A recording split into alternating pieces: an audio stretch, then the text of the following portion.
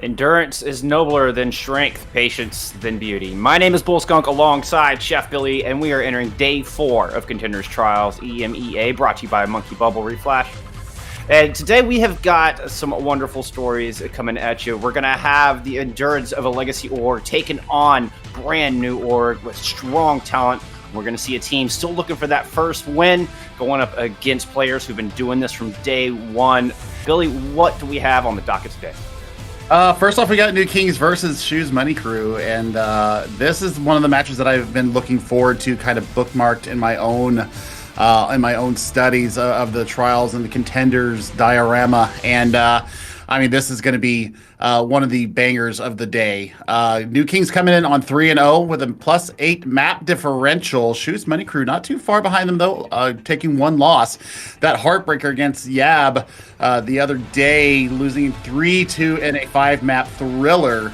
And man, this is a chance for Shoes Money Crew to really step up to the plate and take it to New Kings. But I mean, they've had some battles in the past. They did face them in the gauntlet, and New Kings took a 3-0 win over them, knocking them down to the losers bracket, where they ended up coming up 6th in the gauntlet.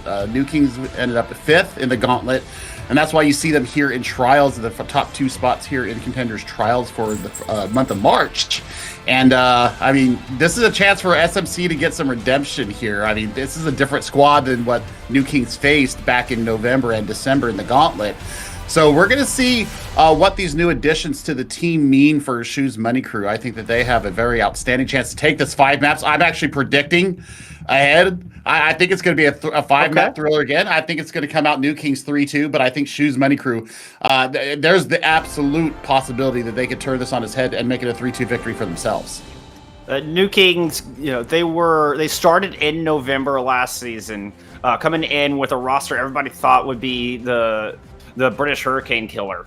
And it didn't quite live up to the potential that I think everybody wanted, but they did make it through trials flawlessly with a 5-0. The only time we've seen them in trials back in November of 2020. They haven't dropped a match. In fact, they've only dropped 1 map so far here in our opening Path to Pro season in 2021. So New Kings are flawless through trials right now, and they have Lulsish and Psycho returning. Psycho has been an absolute beast so far in our opening 3 days. But, Shoes Money Crew, they've made some wonderful changes themselves. They have a couple of returning members, but then they've brought in Alex as well. They've also brought in Solar. Now, Solar played for EXO, and EXO was the Achilles heel for New Kings going through Gauntlet. So, known as Sauna at the time when on that roster, it may have some insight to help Shoes Money Crew take the victory today. And I think Dan Ed is going to also be a massive boon for SMC today, the ex-British Hurricane player. So, I mean, you've got 2 star DPSs right now, one the long-time serving member of British Hurricane, and then the young Finnish talent in Solar. Seeing them in Kanazaka, I got a first-hand look at how good the Tracer is for Solar. So, man, this is going to be the clash of the Titans here. I think that you're stacking it up. If we're giving power rankings, you go New Kings 1, you go Yab 2, and then Shoes Money Crew is 3rd place in my estimation. I think that they absolutely get that transfer spot into Contenders proper at the end of this month. So this right now is just to decide who's going to be 2nd and 3rd. I mean, New Kings, if they come out with the win, they're going to be on 4-0. They've already guaranteed their spot. Nobody's going to touch them. They'll be able to cruise through their last day of qualifiers. Well, it's going to be Shoes Money Crew toughest challenge yet as we start off our first of 3 series. We're going to head to Nepal to start off our matches for the day. It's a set map, but it's going to be loser pick from there, not only in which map we go to, but what game type we go to. So we could potentially see Control twice in a row, but for maps 2 to 5, you can't repeat. So if we see Control in map 2, then 3 through 5 will be Hybrid, Escort, and Assault in whichever order the loser of the subsequent maps chooses. So an interesting format, nice change. I really like this change coming into 2021. Yeah, absolutely. And as we start out here on Shrine in Nepal, I would expect to see Dana to actually stay with the signature hero of Doomfist, but I mean, there's other ways that you can go about this. It's all going to be about the off-tank play right now. I think that if you decide to go with the Zarya, you're really trying to facilitate and enable Hades to just swing away. This new synergy coming between the two, the main tank and the off tank. We heard in the interview, absolutely in love with Alex and his play so far, and the leadership that he brings to this team. So as the fight breaks out, it's going to be Zarya versus D.Va. Yeah, it's a lot of damage versus more mobility and peel, ability to protect your back line, which New Kings is going to need against Danid's Doomfist, trying to come in with that big one-punch potential. And already, Lulsish feeling the burn from that Zarya. Alex is going to get that priority pick. And once the wall is down, Shoes Money Crew will be unleashed on this objective, pushing in, trying to find the kill on them, able to ice block up and buy a little bit more time, trying to stall for Lulsish to get back in this fight and to find those picks. And Danid goes down. Lulsish is back, and New Kings now have the edge coming into this fight, but they're running into an Ant Matrix, and Lulsish will get burned down after finding the pick onto Johnny. That's going to stop up the build towards that sound barrier, but New Kings are able to clean up on the back of this back and forth fight. Yeah, I mean, somehow New Kings got control of the point, even though Shoes Money Crew had the numbers there. I don't know if they were pursuing kills or not, but wow. I mean, 40% almost already going in favor of New Kings, and I mean, you're coming into a bevy of ultimates here. I mean, 5 almost on the line, and Shoes Money Crew right now. I think you look for the grab and see if you can get aggressive on it, but you got to watch out for KSA eating it. So we're just going to drop the Deadeye first, but here comes the Blizzard from the other side. It's one of the problems of not having the diva. Those blizzards are basically free as Solar gets burned down. Hades is in a lot of trouble. Temporarily kept alive by the immortality field. Grav gets caught between the wall and doesn't really find the value that Shoes Money Crew needed. Now they're throwing down the sound barrier, but they're not able to push in past the sim wall, and that sound barrier is just going to fade away as the bomb comes in and finds a pair. Yeah, that was a filthy toss over the wall there, and just caught everybody out without any cooldowns to save themselves, and that was a beautiful fight win for them there. Just the one ultimate invested into it. So, I mean, coming into this next fight, Shoes Money Crew are going to have to deal with an amp matrix down their throat. Data can get some value out of this meteor strike should he be able to land on one of the supports in the back. Yeah, so far, New Kings have just been absolutely immovable. Dana is able to move Grantham into a wall, though, and that's a nice opening pick. Now driving the front line all the way back, but KSA right there with the peel. A beautiful kill mid-air. Shoes Money Crew do get the flip in the interim, but New Kings aren't giving up on this fight, but they run right in. Shatter, nicely done. And that boot from Dredro actually helped Hades out, keep them in a solid position, and forcing Lulshish into a very bad one. Indeed. I mean, that's a tactical reset coming out from New Kings now, just getting back together as a full six and going to try and retake this point. Solar, though, on this McCree has the Deadeye ready to go. I'm looking for, that to come out. You might be able to push in, though. If you're New Kings, you do have the sound barrier coming online. So do you push in on tempo, try to get it out there, and really deflect the pain coming in from that Deadeye. It's all going to be about how they rotate here, and Danit is getting extremely aggressive with the Doomfist. I mean, Dredro could also choose to hold on to it through grab. Alex 80% to that big ultimate from Shoes Money Crew. So an opening pick on a Dredro would be huge either way, as the Shatter gets blocked, and Los is trying to get aggressive with the Ant Matrix at their back. Danit is going to get chased right out. As Grathan coming in, gets flashed, is somehow able to stay alive. Xreth goes down, Grathan goes down. Primary source of healing gone, source of damage gone, shielding gone. Shoes Money Crew systematically dismantling New Kings on that encounter. Yeah, and all it cost them really was the Ant Matrix there at the beginning of the fight. Solar basically using the Deadeye to break the May wall of Psycho. And, man, now we're getting into last fight territory here, Bull Skunk, and they've got Shoes Money Crew have a ton to defend this point with. Really looking for this grab to hold them and really get maybe the Smash Jab combo out of it. Well, if anything, it's going to get the sound barrier out from Dredro. Grav going out early in the fight. Now, could be a free shatter and a tempo sound barrier. Shoes Money Crew have all the tools they need to close out this opening round. Hades going in, trying to get around Lulsish. Oh, what a fortunate pin. And then the solo shatter down. KSA and Pilot Form running for their lives as the Meteor Strike takes out Grathan. Yeah, but I mean, the flip could be coming through here. Nobody on the point to really contest. There goes Dredro down. Nobody else to touch. And after a kind of funky start, where we didn't really see how New Kings took the point first, they bring it back and flip it in their favor, take it 100-99. And man, it was touch and go there. But I think in the end, the ultimate economy of Shoes Money Crew being able just to use one ultimate at a time, really working into their favor. And do you see the same thing coming out here on Village, Bull Skunk? I mean, you could run the Symmetra here again that we saw Grathan running with a lot of success. I mean, if you can get point presence established, those turrets and the photon barrier, everything in Symmetra's kit works in their favor. We'll just see how they decide to path this. Keeping a sharp eye on this main tank battle myself.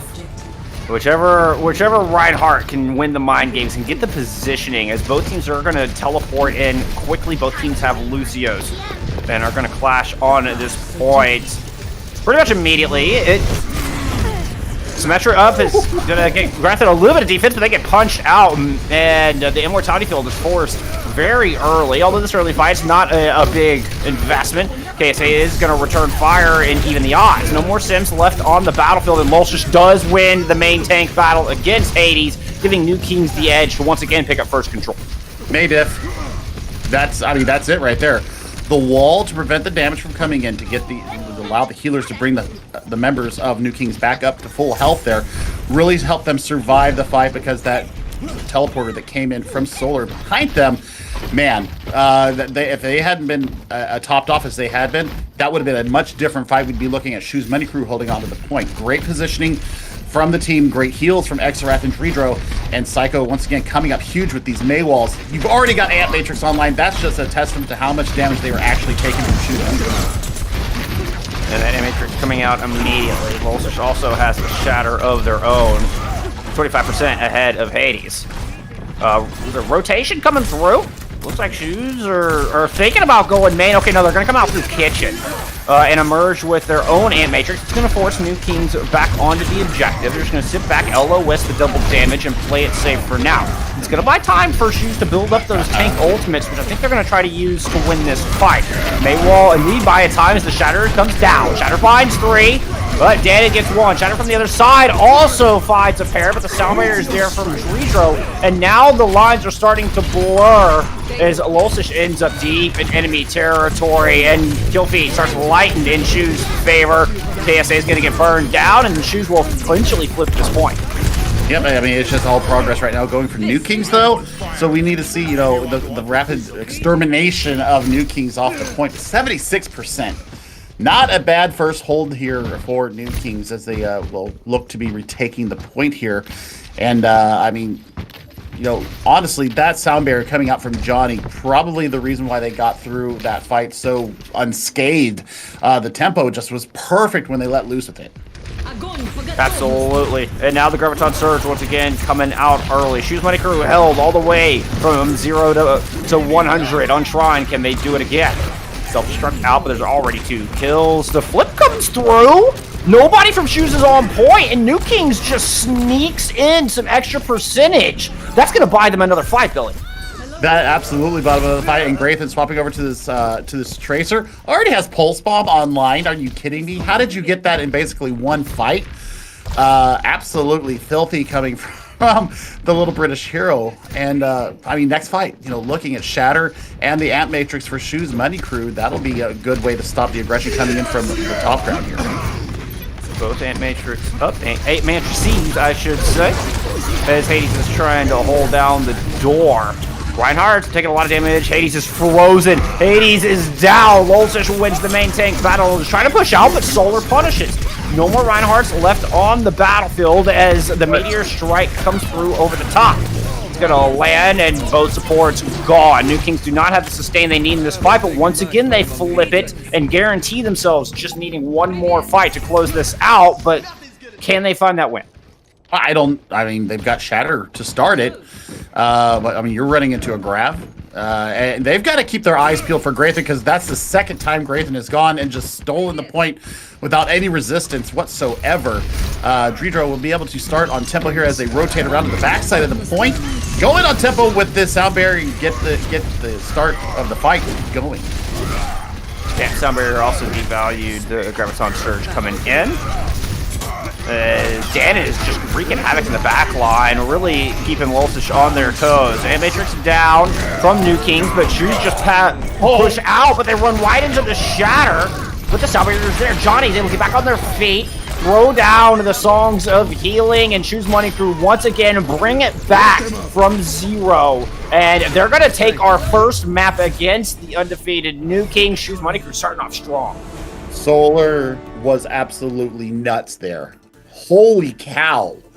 We mentioned it in the beginning. Solar, the young Finn, absolutely showing up in these hit scan heroes and not disappointing whatsoever. It was a good main tank difference. I mean, it was so close between the two. Yeah. I think Lolsish may have been just a little bit more aggressive, and it caught him out a few times. We saw that, you know, trying to pin Alex on the Zarya. And getting taken away from the team and getting flashbanged out of your pin and then deleted. That was just 1 point in a very razor sharp match between these two absolutely stacked teams. But I mean, Shoes Money Crew comes out up top, 2-0 win. They brought it back from 99% both times. Both times. That is the endurance I'm talking about. I mean, Shoes Money Crew, a legacy org. They've been around since mid-2018 and really looking to finally solidify their spot on top of the mountain. Beating New Kings here today would go a long way in proving that. Yeah, I mean, it's just it's a beautiful thing to see. You know, I think that the upgrades that they've made, Daded was an absolute menace on that Doomfist. I mean, they had no clear win condition to really stop him.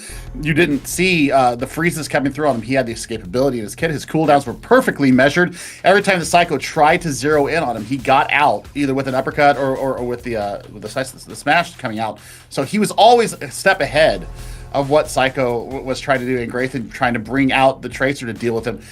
Same thing. It's a one punch kill there if you get connected with the right hand there. So, I mean, this is shaping up to be one of those matches that everybody has been looking forward to, and we're not going to be disappointed. No doubt. It's already starting off with a banger with 2 199 rounds. And another recent acquisition or offseason acquisition from Shoes was Alex. And Alex came in on that Zarya. And we just saw the threat it put on the front line and so much pressure on Lulsish. Even, you know, there was somewhere Lulsish was able to win the head-to-head. But for the most part, there was just still so much damage being poured through. And not only that, but the Graviton Surge was finding value each time. It forced Dredro to use Sound Barrier to counter Graviton, where on the other side, Johnny was just able to use Sound Barrier to up the tempo and to press the issue for Shoes Money Crew. The Zarya came in big on that one. I'm curious if they'll stick with it as we move forward through our series. I mean, I would hope so. What we remember Alex most for when we was with Sheer Cold was the Sigma. And Sigma, sure, obviously not in the same space as they were back then, but still, you could see it be rocked out here. It just depends on what they bring to the table. But I mean, that Zarya play, you can't DM a beam, and I think that you know, KSA was really feeling the effects of that as well. Heading into map number 2. New Kings have chosen a second control map, and we're headed to Oasis, going to sunny Iraq. See if Kings Row can try to tie up this series. Yeah, I mean, this is going to bring its own set of conditions here. I mean, you can absolutely run the ball here. We've seen Lulsish run the Wrecking Ball, and KSA obviously running the beautiful Diva that he's known for. This could be a different set of conditions here for Shoes Money Crew to be able to defend as we go to Gardens first. And if this is going to come out, I mean, we've seen a lot of Farah with O1 Esports and Goku. I mean, not a bad Farah map by any means, but I think we're going to see the mirror come out here. I think we're going to see the mirror this time, and I still think that you could really run the Zarya here. But I understand with the high ground contest, you need to have that Diva available to you. So we'll see who has the better Diva play now as we head out the gates here in Gardens. I was thinking the exact same thing. This high ground on the objective can be so important. Alex is going to go ahead and bring out the Diva, and we do get a true mirror for the first time today. Shoes Money Crew will grab said high ground to start things off. New King's a little slow on their approach, and Dredro goes down, which will slow their approach even more. New Kings might just hold their position at this door and wait for Dredro to return to the fight. Yeah, you're going to have to, because I mean, you don't have that tempo to go in on, and KSA is going to go ahead and drop down and meet up with Hades there to deny the aggression coming in from the side. Ooh, nice Maywell on the left-hand side. Lulsish is in a lot of trouble, and we're Tiny Killed out, keeping him alive momentarily. Even once that goes down, they're not going to have much health. You can see Lulsish with just a little hair of health, and Alex will eventually finish them off. Shoes Money Crew taking the edge, and they're about to take this point. They are about to take this point. There's still a little bit of contest here from them, but that's going to go ahead and do it as we see first progress now go over to Shoes Money Crew. The exit kills coming through. That is a bit of a good kill, though, coming out from Graythan, taking the speed off the table.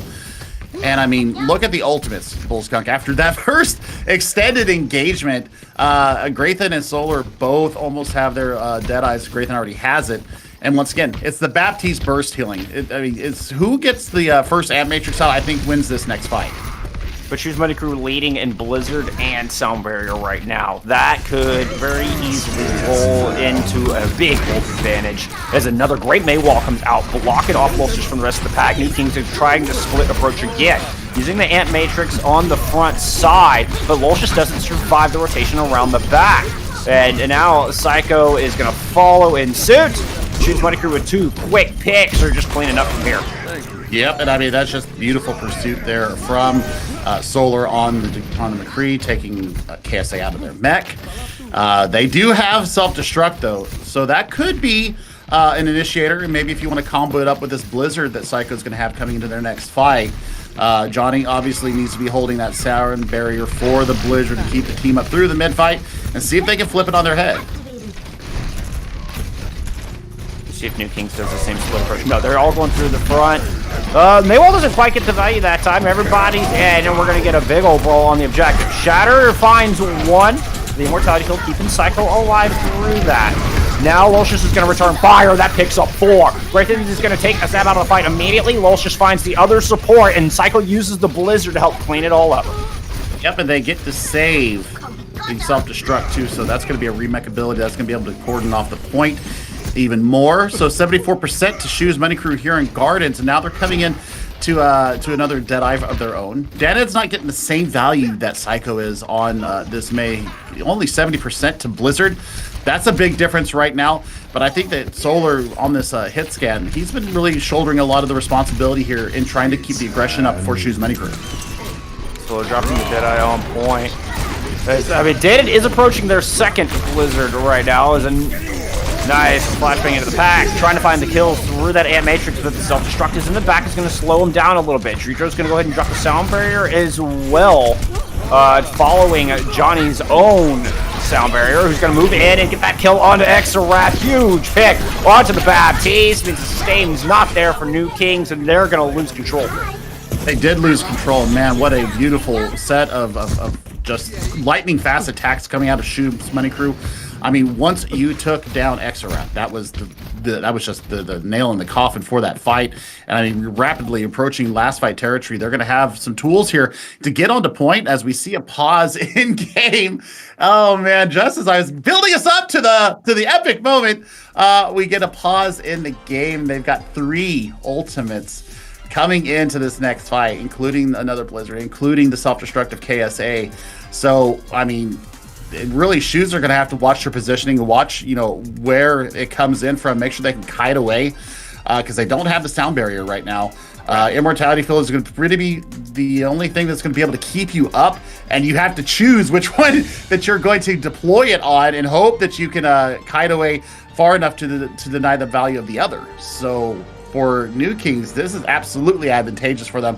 They might have all the tools that they need to flip this over and then get their first point win here on Oasis. Yeah, Alex is going to really have to keep their attention on that May, because a big eat here is going to tilt that balance, put the advantage back in Shoes' favor. But that means the peel won't be there for the back line. So we'll see how Alex chooses to approach this. I'm expecting them to stay aggressive and keep the May right in their face. The Deadeye comes out, and the Shatter comes through from the other side. Hades is going to lay him flat. Immortality Field moves early, but Johnny goes down. This could be a huge advantage for New Kings if they try to punish the protection on the point, but they're going to lose Lolcius. Self-destruct out, doesn't find anything. It's just going to get KSA their mech back. And Shoes Money Crew at 99%. Look to be controlling the battlefield. It's up to New Kings to take this back. They're going to throw down the Blizzard, which does make it through. Alex Knight able to gobble that up, and Hades is going to get taken down. Lolcius returning to the fight with this Shatter. Double damage out through the HD window, and Extra Wrath making good use of it. Takes Alex out of the fight, and New Kings hanging on by a thread as the reinforcements return. The cavalry is here, and New Kings get the flip. They do get the flip, but I mean, it's absolutely last fight territory here. I mean, next fight coming in, I mean, you were looking at 4 ultimates coming up online in the space of this next engagement from Shoes Money Crew. Johnny, obviously needs to get the speed in there and really get on top of Psycho and Graythan. Take the DPS out and really get your foothold onto the point. But, I mean, Lolcius has the Shatter. If he lands a fatty, this could be all she wrote. Dana does have the Blizzard on the other side. Most likely going to be countered by Dridro Sound Barrier as the wall comes up, trying to prevent the entrance, and Solar gets caught on the wrong side. Deadeye is through and picks up a pair. Then here comes the Shatter to finish it off. 98% and New Kings are going to take this first map. Beautiful combination of the Shatter with the May Wall and the Deadeye nets New Kings the opening round win, rather. Yeah, that's just beautiful stuff from New Kings. And I mean, like you said, the rotation of their ultimates, it was very smartly played. Kind of almost went out exactly as I said. So, I mean, I give myself a little gold star for that. But we're going to head into Control Center now. And Shoes Money Crew. I mean, what kind of adaptations do you make here? Do you continue to run the same May McCree? Do you bring out a ball? I mean, you've got your choice in what you want to run here. We have seen Psycho play the Sombra, though. And he might be expecting that, or he might be anticipating that Hades is going to bring out the ball here, and that's why you're bringing the Sombra in this situation. So once he finds out that Hades is on the Reinhardt, that's going to be a bit different, and they might want to go back and bring out the May. Yeah, cause, I mean, typically you do see a big Vi for High Ground on City Center, but it looks like New Kings are just going to go ahead and hide behind Center Pillar. Try to utilize the stairwell behind him for a little extra space. Nice little bit of tech from Hades to go challenge KSA on the high ground, but Shoes Money Crew going to put up a wall, get aggressive on Lolshish, who split off. What looked to be safety ended up proving detrimental for Exarath as they're not able to heal Lolshish up, and Shoes Money Crew do an excellent job of cording them off and taking down the main tank, and now they're just chasing out these exits. Yeah, beautiful work there from Solar to get the mech of KSA. So we're dropping a little bit low here, but the healing is there. They're going to get the first capture here. And I mean, Psycho, do you stay with the Sombra here, or do you go ahead and switch to that May? Either way, decisions being made right now. It looks like they're going to stick with it. So hack target, obviously looking for the May to prevent the walls and prevent the ice block. Also, Alex is a good choice as well to prevent the defense matrix coming out as well. Yeah, they're actually going to choose Sav to start things off, but they're far in the back. There's not going to be much punish on that manual. Ant Matrix through from New Kings. It's going to force Shoes Money Crew back behind the center pillar and give New Kings a little bit of room to work. And they're going to rotate left and try to challenge, but here comes the double damage from Shoes, poured in the other way. Maywall splitting New Kings in half, and a lot of them are caught inside. Both Reinhardt's fall. Hades is hacked up, but here comes the Blizzard and a sound barrier, but the Blizzard gets eaten. Nice eat from KSA, but it's just a little bit of a treat. It's not going to be enough to help them win that fight. Yeah, the pursuit there was way too good from Solar, using his third eye to figure out where Tritro was going to figure out, and he found him out and caught him out, took him off the server for just a few. But Deadeye and EMP are online for New Kings. That could be an absolutely disgusting combo. We'll see if they decide to deploy it in such a fashion. EMP is out. It's going to find 4. Johnny, no sound barrier in sight, and that's a swift 3 kills. They did lose Psycho along the way, but you take that trade all day, every day, twice on Sundays. New Kings moving in and getting this point right back. But Shoes have gotten quite a bit of percentage, Billy. Yeah, 83% to be exact. And the real smart thing about that last fight is that it would only cost them 1 ultimate. They still have a 5-pack to defend this point with, and I mean, Shatter and Self-Destruct. I mean, we've seen Shatter Slams or Shatter Bombs come through, but I think that you really want to wait for Sav to get this Ant Matrix up and really start pouring the damage through Dana. It's got to get up to this Blizzard again and really take the value out of New King's defensive positioning. Griffin dropping the Deadeye from the top left-hand side, trying to hurt Shoes as they jump over. Oh, it hurts Sav, they do. Right between the eyes, through the double damage, drops down with the flash fan, and is going to take Hades out as well. Graythan picking off Johnny. Just all the kills. Graythan just gets all the kills. He's a bloodthirsty boy, and he needed those kills to, make up for maybe some lackluster performances a little bit earlier. He got angry. Yeah, he got angry. Yeah, Graythan angry right now. But sound barrier online for New Kings. You can use that to defend against this Blizzard that Dan has online now. So we'll see. Is there going to be a combo here? Can we see the self-destruct coming over the top? Oh, Rodrigo gets caught out. Does manage to get that sound barrier off in time, but the shields are starting to fade as the wall and the Ant Matrix are up. And Graythan's not going to survive that one. Now Shoes Money Crew just looking to pursue this out. They might be able to win it off of this fight. New King needs to regroup very quickly. Yeah, they do, and that's a great Maywall there as well from Daned. I mean, you've got the Blizzard, you've got everything in line to hold this point and then tie us up here on Oasis. Boy, KSA, now's the time for you to land one of those fat bombs that we've seen you do so many times in the past. Psycho almost has another EMP too as well, Bullskunk. That's going to be the ticket. Walsh just throws on the shatter first, but only finds Danon. It might be enough. They do. They get Danon. Blizzard not coming out. Walsh just gets shattered in their own right. KSA uses the self-destruct to try to prevent the follow-up, but that's going to find one. Graythan finds two with the Deadeye. Psycho's not able to get the EMP out, but it doesn't matter. They don't need it. They'll have it for next fight. They will have it for next fight. And Graythan's still angry. Still angry. Still just absolutely clocking people's heads with the Peacekeeper. And that's what you'll love to see. And now, truly in last fight territory right now, Danon still has his Blizzard online. Don't get picked off, young man. We don't want to see that. But EMP is going to win you this fight. If you catch out, Johnny, it's game over. Danon versus Psycho. EMP comes out first, doesn't find much. The Blizzard doesn't really seem to find much either. Neither of these big ultimates getting the value the teams were looking for. Psycho goes down, but Shoes Money Crew are missing their main tank in this precious final fight scenario. There's nothing to shield against the wrath of Graythan and his Peacekeeper coming through. Well, speaking of shields, Johnny's going to drop the sound barrier down, and Shoes trying to get aggressive on this point. The Bitch can't find any room to work. They lose Solar. There's no more DPS standing for Shoes, and New Kings are looking to tie this thing up. Walsh just does the ball. Shoes Money Crew not out of this thing just yet. Ant Major's on the side, but they got to deal with Graythan, who has the Deadeye, trying to punish him from this flank angle. Shoes are going to back up and make sure they can keep their enemy in front of them as Psycho's able to pick up one. Graythan's able to pick up one. Shoes cannot escape all of the damage coming through, and Graythan is going to assist New Kings and lead them to victory on Oasis. Angry Graythan wins the day and wins the map there, and we're tied up 1-1 in our series. And I mean, come on, that is exactly what you want to see. The immediate clapback, return of the Mac. Angry Graythan has entered the building, ladies and gentlemen. He absolutely laid waste with the Peacekeeper. Just beautiful individual performance. The tracking was absolutely filthy, and I'm here for it. I'm here for it all day long. That was a joy to watch. 2 maps in, and I'm already on the edge of my seat, Billy. I can't wait for this one to continue. We're going to take a short break. When we return, it'll be Shoes Money Crew's map pick. We'll see you on the other side.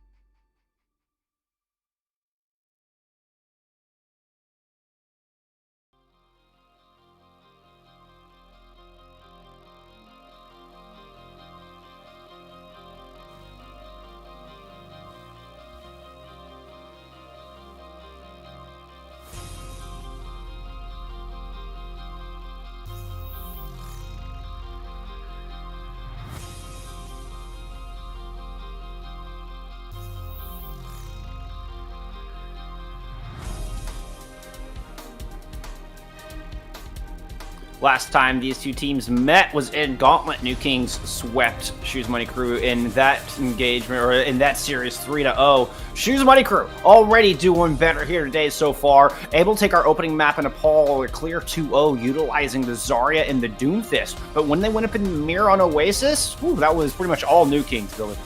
It was. I mean, it was still very competitive across both maps, though. I mean, they went the distance both times. So this has been an ongoing threat already. I mean, you saw Shoes Money Crew take Nepal 2-0. Now we see New Kings take Oasis 2-0. So right now, we just need to see what happens. What are we going to get out of this next map? We haven't heard yet from the teams what that map is going to be.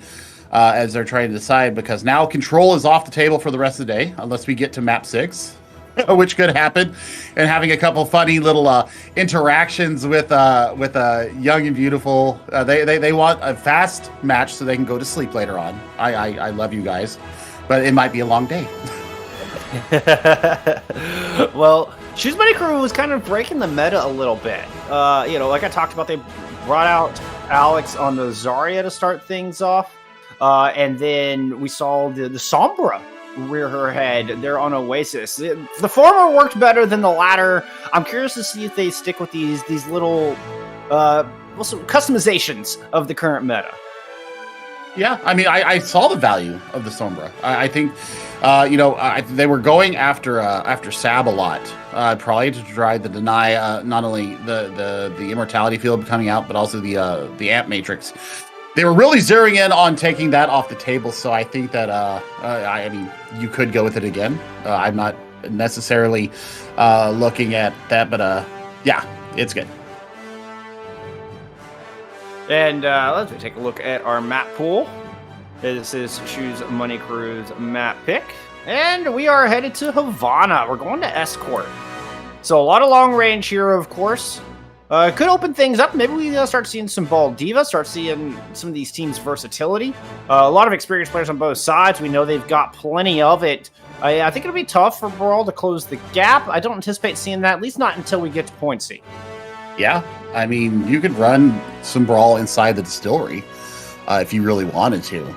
But, I mean, this map screams Ball to me. Just because, I mean, you've got the ability to just create so much havoc and get out, and you've got so many areas to grapple onto and use the tech to get your escapability into play. But we'll see. I mean, you could also run some old throwbacks here, as we might be seeing that right now. The hammer and hook might be on the table here for New Kings, as they have decided they are going to defend. I'm sorry, they're going to attack. Sorry. Yeah, no, we are getting a side swap. Shoes Money Crew going up on the defense first. They are bringing the ball. Danon back on the Doomfist. Alex back on the Zarya. This worked really well for them on Nepal, and this is telling me they want to hold up close. They're going to get right in front of that gas station, Billy. I'm here for it. Let's see what New Kings do bring out, though. Obviously, the May is going to play a very huge part in this, if it is, in fact, that Shoes Money Crew is going to be holding up close, which they are. Here they come. Yeah, the May walls are going to be the biggest trump card here to see where they get the placement off of, and if they can have the effect to it. As we get the pause, there's a DC. We see who is that? It was Psycho. There was Psycho that just DC'd off of our server there. So just got punched right out of the game by Danon's Doomfist. Psycho's somewhere back on Oasis. They gotta make their way back over. So we'll give them a second to get back in the server. But yeah, right out of the gate, we saw the value of that up close hold. The thing is, when you're holding up close like that, every kill benefits the attacker so much more. It's you get twice, 3 times the value just because of that big walk back. Yeah, I mean, they are running a Lucio, so I mean, you will have the speed, but I mean, if it's a slow character coming back, you can't necessarily have the taxi service come back from the Frog Limousine Company. You're gonna have to haul. It's a long Uber ride. Yeah. But I mean, right now, I mean, I'm looking at Danon. I mean, obviously, we're looking at the one punch potentials on the squishies, especially in the form of Psycho taking the May out of the picture. That's going to be point number one for them. That's going to have to be the major focus for them to get those walls, stop the freezing coming into them, stop the icicles from entering your brain. So, I mean, right now you've got to have the rotation of it's got to be the May 1st going down, and then if you can take the Diva down second to get the defense matrix off the field, get the mobility off the field as well. So, I mean, the longer they can hold this, the better. But they're just going to have to watch their positioning. They're going to have to watch Psycho, and they're going to have to watch Graythan, who was putting on a clinic on Oasis. And I mean, I'm here for it. I want to see more of that. I want to see the adaptation. How are they going to get out of this this up close hold? Sometimes you bring a Pharah into the mix. We've seen that happen quite a few times. You get the you have the beautiful high sky ceiling here on the first point. So that could be their initiator to get out and really start the spam damage come out. And we did see New Kings. We did see New Kings lose a map to O1 Esports. And what does O1 Esports run? Goku. Pharah. A lot of Pharah. A lot of Pharah. I wouldn't mind seeing a variant on that and seeing the Psycho come out on the Echo as well. But we are going to take a little bit of a break, give Psycho a chance to get back in the server, and we shall return on Havana and see what they choose to run out with. We'll see in just a minute.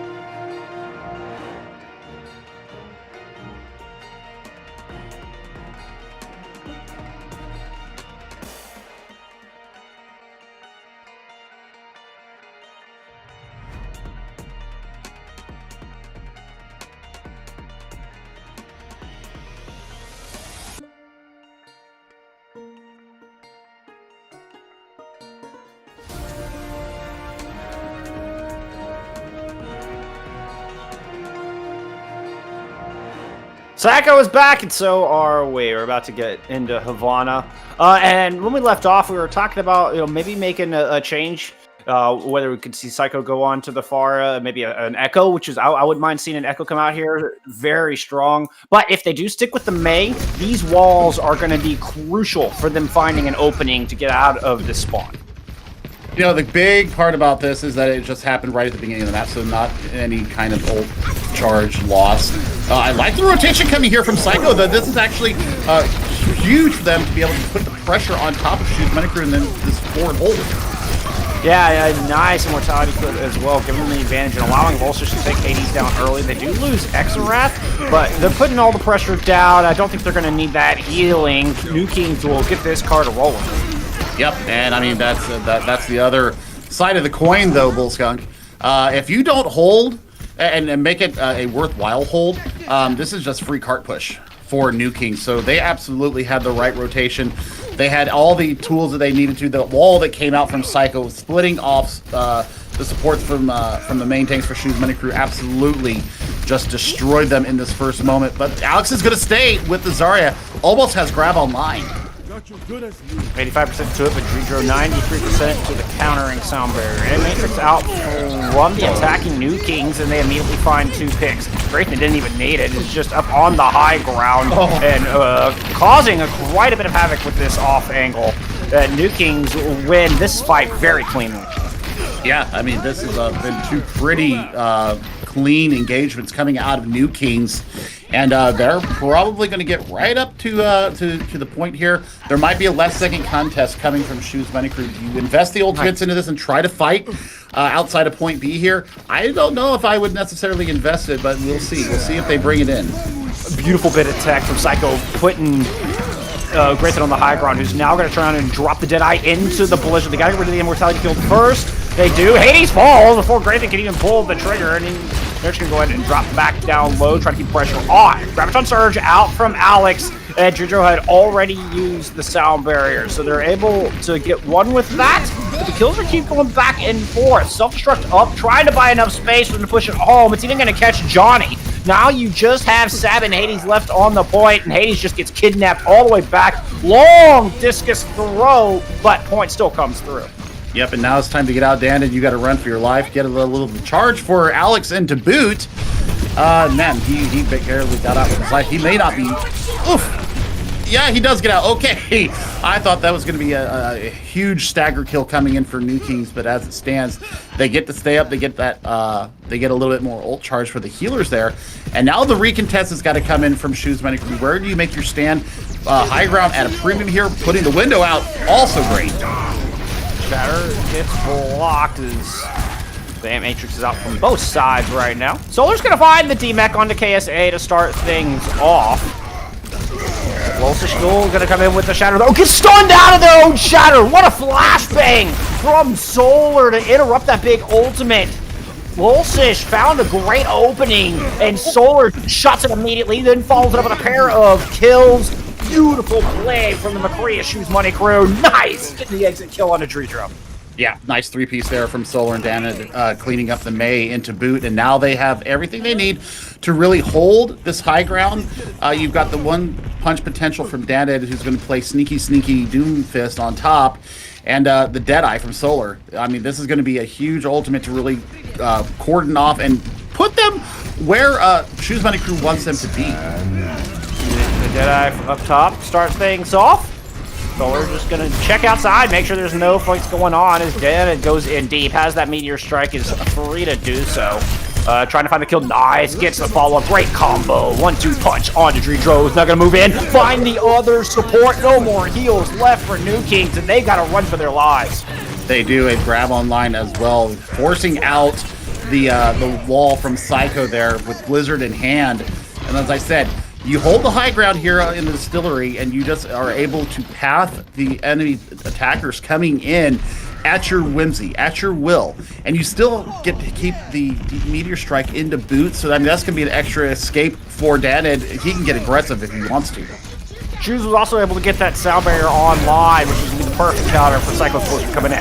Graythan is going to drop the Deadeye. Blizzard out, self-destruct out, 3 ults invested simultaneously from New Kings, and so far they have nothing to show for it. Extra Breath will eventually take Alex down before they get Grav out, but Lolsish falls as well. So it's a +1 to Shoes on the defense, and now they're going to try to get aggressive with this rotation. Solar is indeed, and here comes the aggression coming in, the pressure from above. We're going to chase New Kings right on out. X-Wrath getting picked off in the process.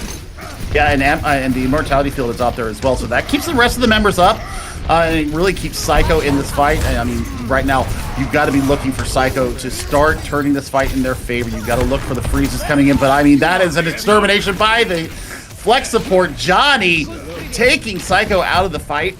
Excuse me. And now, coming into our next fight, less than a minute to go. You've got Deadeye and the Grav online. You've also got the Amplification Matrix.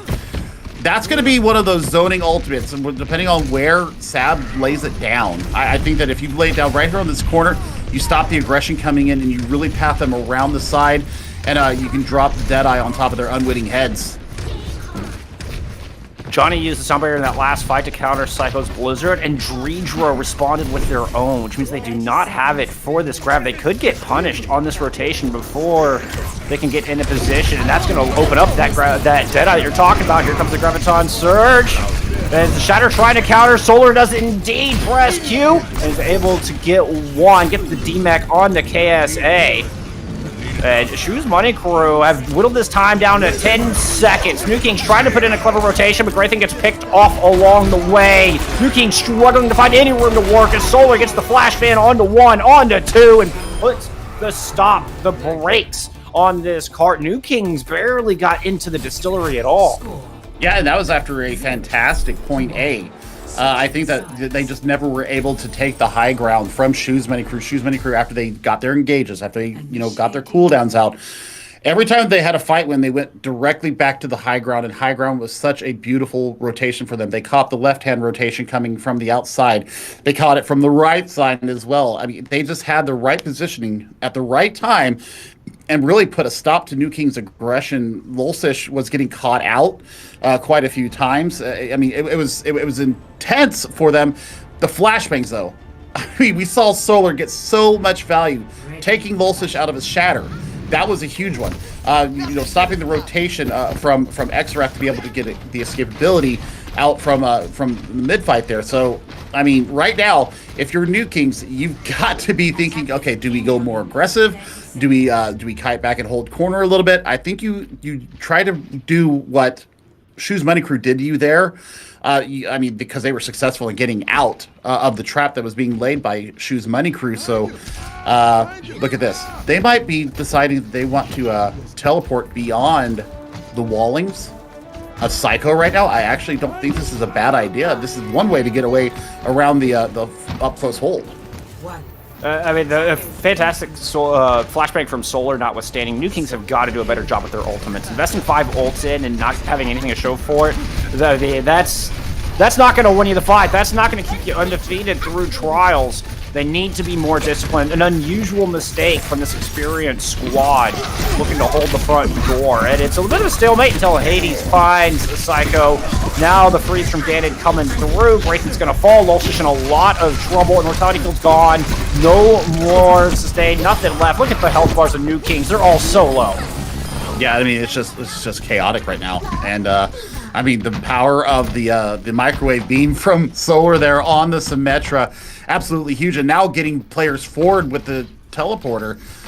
This could be a very quick point A, but we saw it happen with New Kings as well. They won 2 very clean fights.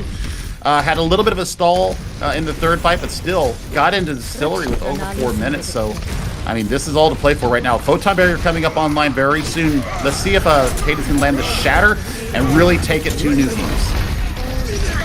So then, double damage in the back as Solar does throw down the Photon Barrier.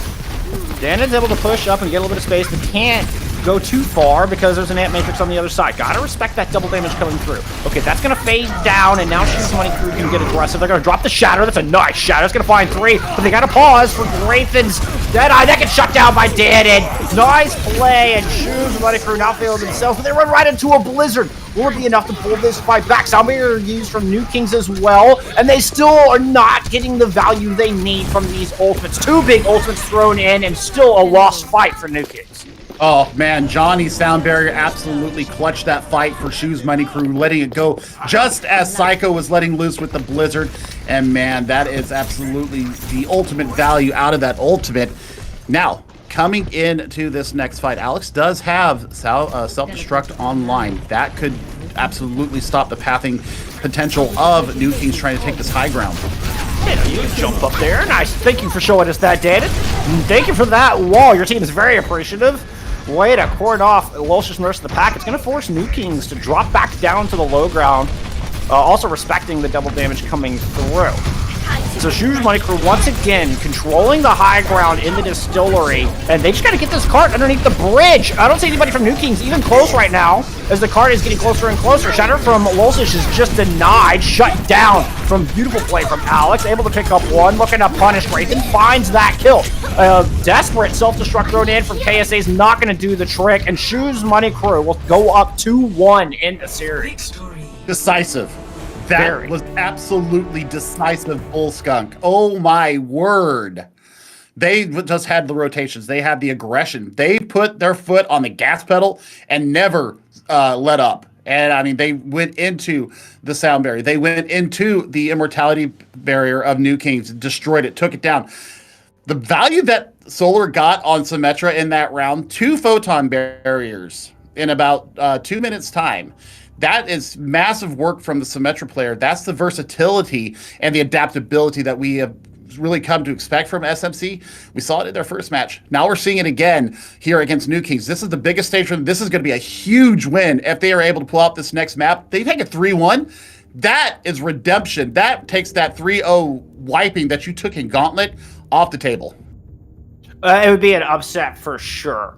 I think everybody on paper is looking at New Kings to win this series, and right now, Shoes are looking way more disciplined, way more decisive, and I love the little off-meta picks. We continue to see Danon on this Doomfist. We saw a Solar on the Symmetra, on an attack Symmetra on Havana, and it served them oh so well. Not only the Photon Barriers that you talked about, but using the teleporter to control that high ground in the distillery, absolutely crucial. That they were controlling the flow of battle, that they were dictating the fight every single time on that attack. Much better ult usage. New Kings, they need to get more disciplined if they're going to turn this around. Uncharacteristic mistakes, I mean, maybe forced errors, we could say, in the use of their ultimates. But nevertheless, I would like to see more discipline from New King if they want to win this fight.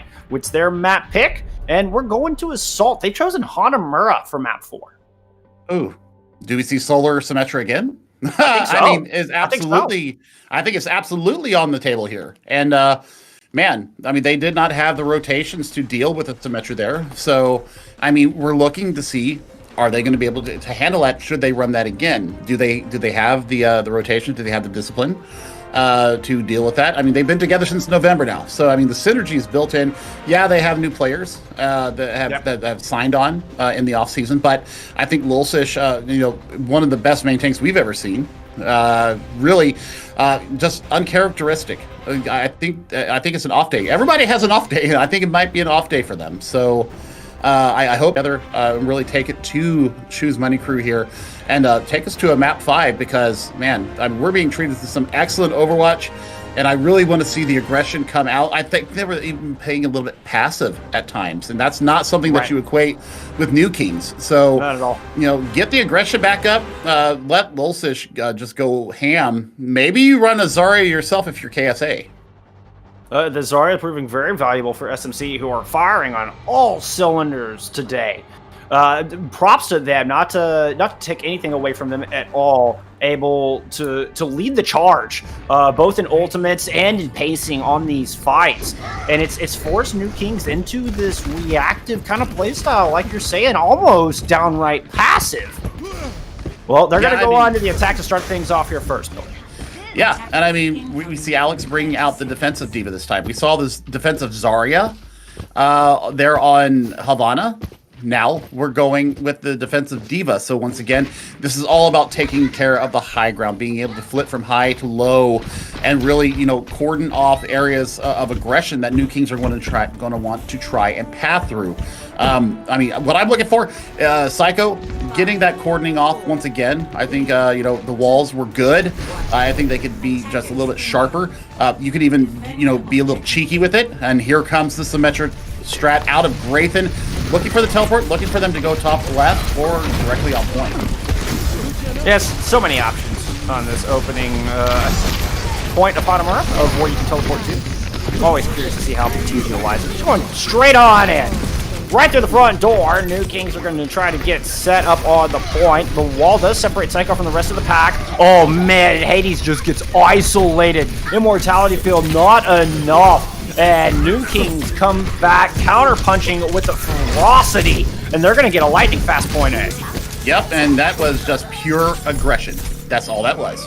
And they put their foot on the gas pedal, and they did not let up. And now 6 minutes, 12 seconds to get to point B and start the aggression here. Teleporting, that's going to be massive for them. They're going to take the low ground here and force Shoes Money Crew to come to them. Yeah, and Shoes is ready for just narrowly able to get in position enough and read that rotation. But already New Kings are trying to claim some presence on this objective. Hades is a little bit low, forced to move in and try to defend Danon. They gotta keep Danon alive at this point. They can't! They're both taken down by one fire strike.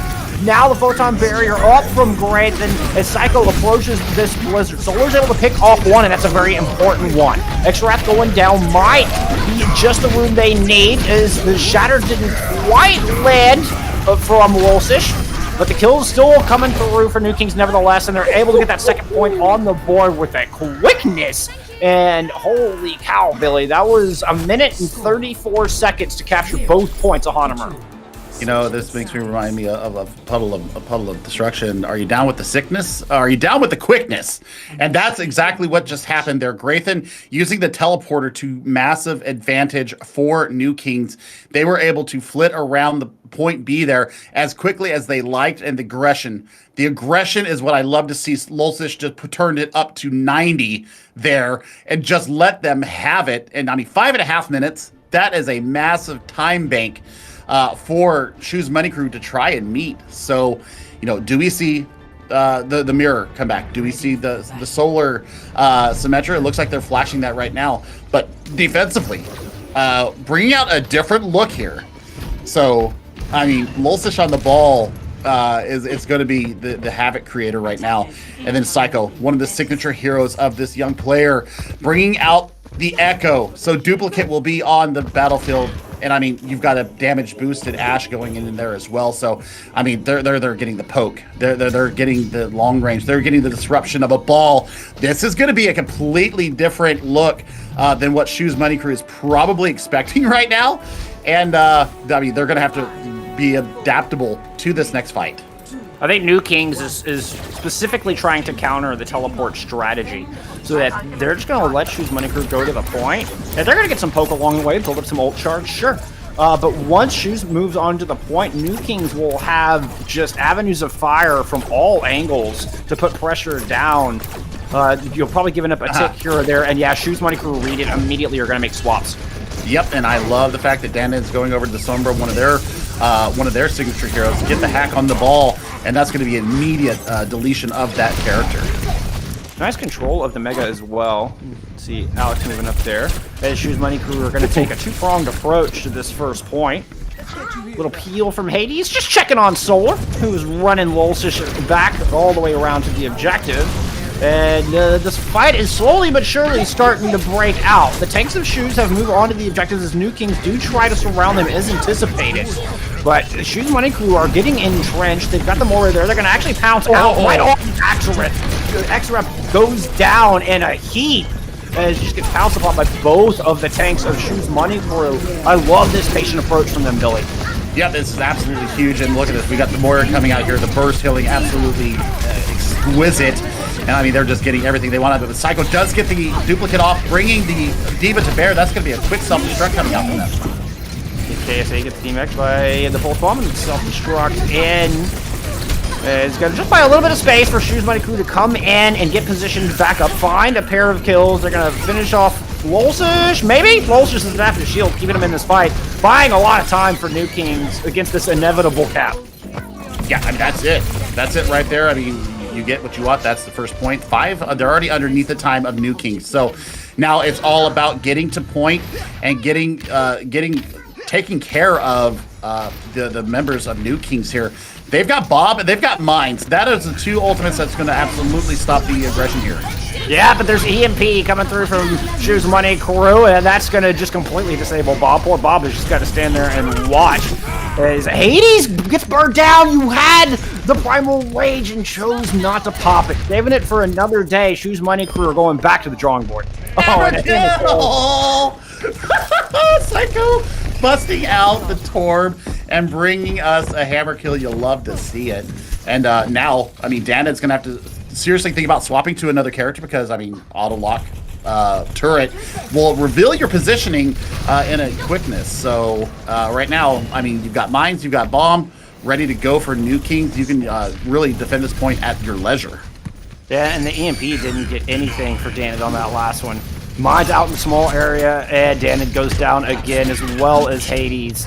And New Kings looking like a new team here on Hanamura. That was an easy fight win for him.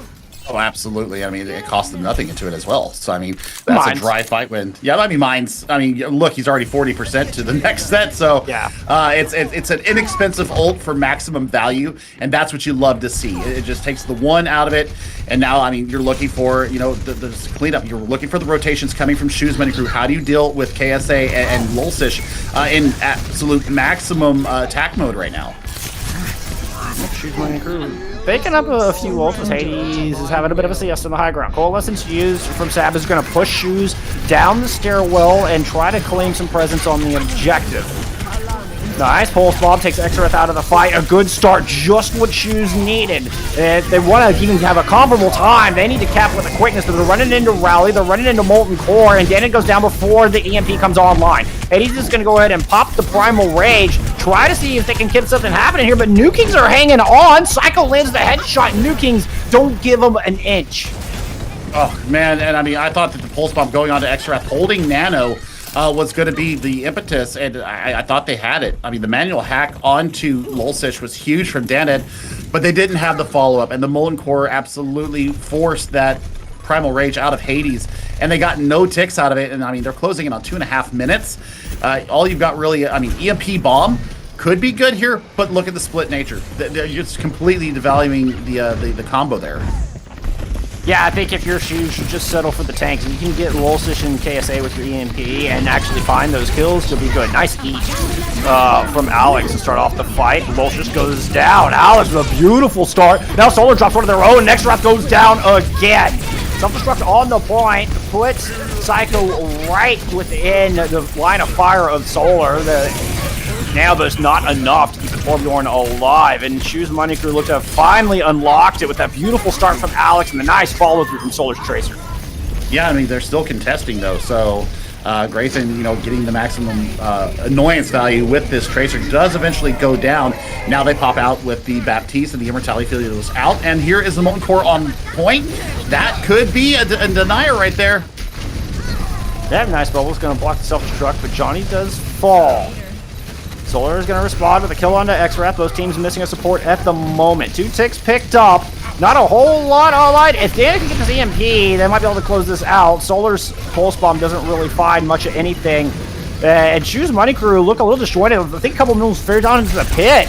And Hades is going to drop that Primal Rage in lieu of not having any supports on the point at the moment. Dan is able to get the kill onto Lolsish, has the EMP ready to go, and Shoes Money Crew continue to try to brawl this out. Nice manual onto KSA. They're going to get burned down immediately, and out comes EMP. Finds both supports and the Pilot Diva. And Jutro falls immediately, not able to get that rally out. Huge play, priority pick. But Shoes Money Crew under a minute now, and New Kings continue to stall, and now they find 2 picks, 3 picks. Oh, back and forth and just the stall. The ability to get back spawn advantage, obviously in the favor of New Kings, and then we're sub 60 seconds here. I'm worried about this next fight. I'm worried about Graythan just creating havoc with this Tracer right now, getting so much value on the little British hero, and you'll love to see it. Next fight, I mean, we're at 30 seconds. You've got Pulse, you've got Self-Destruct. I mean, you could go in on tempo with the sound barrier. I mean, I think realistically, Shoes Money Crew is hoping for a draw right now. They're not going to cap in 19 seconds. Pulse Bomb out onto Hades. Alex is going to get D-Mech. Does have that Self-Destruct to get back into the mech, and it's thrown right over the Amp Matrix, so not a bad start. But Psycho, once again, just spewing hot lava all over the place like a tiny little volcano. And New Kings aren't giving up anything. There's mines, there's lava, there's no way Shoes Money Crew can touch safely. Alex feels the brunt of that, goes down immediately. Hades is going to go in and pile drive as the EMP comes out. EMP is big, but the follow-up is just not there. There's nobody left to find those kills. There's nobody left to cap this point. And New Kings are going to take on a Murray in a very decisive fashion. They're sending us to map 5, Billy. Oh my goodness. I mean, it was extended fight. I mean, they had the win conditions. The spawn advantage absolutely destroyed Shoes Money Crew's ability to capture all 3 points there. And man, that's what we wanted to see. We wanted to see the aggression come out from New Kings. We got it in spades. And the hero swaps. I mean, Psycho swapping over to the Torb to deal with Daned, especially. 9,000 IQ, and you love to see it. The Molten Cores were absolutely massive from that young player. So, I mean, we're all tied up here. It's 2-2. We're going to a map 5, and I believe it will be Escort? No. It'll be hybrid. It'll be hybrid. It'll be hybrid. So, where does Shoes Money Crew take us? I wonder if they're feeling their oats right now and maybe take us to King's Row? I mean, that's what I'm expecting. I mean, it's, that's kind of the default choice. I think like 50% of all hybrid maps are King. That's just an eye test. That's that. I don't have that statistic in front of me or anything. But we are going to take a short break. Give Shoes Money Crew a chance to kind of recoup, figure out what map they want to take us to. We'll see you back here in just 2 minutes.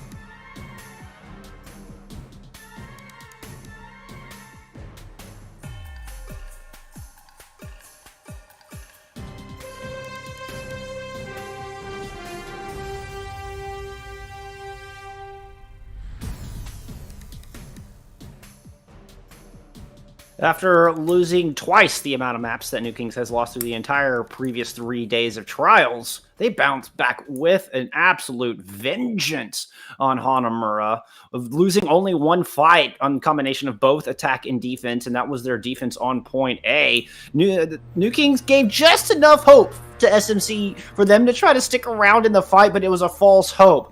And hoping that the 2-1 lead Shoes Money Crew previously had is a little bit of false hope as well. I mean, this is time for Shoes Money Crew to exonerate their past and get that 3-0 wiping during Gauntlet off the table and really stamp themselves into trial or into Contenders proper. I mean, with the win right now, going 3-1 would absolutely set them up for that. I mean, there's only 5 teams here in the European region, so only one team is not going to make it in. You don't want to be that one team. So I think right now, if you win right now for Shoes Money Crew, you've stamped your ticket. I think that 3 wins is going to be kind of that cutoff mark for this group. So, I mean, we're going to Blizzard World. We were both thinking it was going to be Scrims Row. I'm sorry, Kings Row. Yeah, Scrims Row, seriously. But Blizzard World is going to be our next destination. And what we were talking about in the break is, what is the reasoning behind Shoes Money Crew choosing this map? And I think that they wanted to take the Reinhardt off the field and really lean into this ball. I don't know if Shoes Money Crew decides to run the Reinhardt still, because, I mean, Lulsish, boy, showed up huge with the ball in this last map of Hanamura, and I mean, you could absolutely run the ball here as well. So we'll see how they counter it. Shoes Money Crew coming out on the defense again, and yeah, this is going to be interesting. We'll see what kind of adaptations are made in fight. We do see the Reinhardts come out here. I thought we would see some ball come out here, but man, Alex, I think Zarya's the play here. I think Zarya would get a lot more value here, and keep allowing Hades to be aggressive. Getting basically a third DPS. I mean, we've seen Alex absolutely shine on Zarya today. We'll see if swap comes through. But I mean, contesting high ground, of course. Beauty of Diva. We'll see if it plays out in their favor. Get map 5 here, Bullskunk. This is all to play for now. And Shoes Money Crew have done their best today when they've been able to put their own little spins on the meta, which is one of the reasons I'm surprised we're heading to Blizzard World with the high ground playing such an important role in particularly point B. You gotta run that Diva. Whereas in King's Row is much more friendly to Azaria. Danid is sticking with meta as well. We're not getting into Doomfist on this defense to start things off. It's going to be our mirror match right up the gut. New Kings, well, they just circled through Lost and Found. Now they're trying to push the left side of point. Yep, and it's all about forcing out the Mei wall. I mean, right now, there's 2 sets of mind games going on right now. There's the Rhine mind games, and then there's the Mei mind games. What a flashbang! And then there's Graythan trying to come around from the flank, but just gets shut down. Doesn't quite land the shot they were looking for, but Danid falls.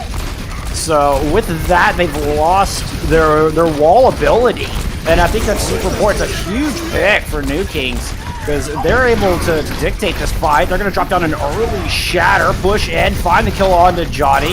Now they're going to move in and devalue the Amatrix from the other side. New Kings will win this in their first engagement. They absolutely do, and Danid bringing out the Doomfist just gets absolutely deleted there. KSA may lose their mech here, and that may actually start the stall, but I think it's all done and dusted here as far as point A. Let's just see, contest is still going on. Yeah, Shoes trying to buy a little bit of time. They've actually bought enough time for the shatter to come down from Hades, but there's just not quite enough there to follow it up. Solar tried to move in and help him out, but to no avail, and New Kings do eventually get this garage door open.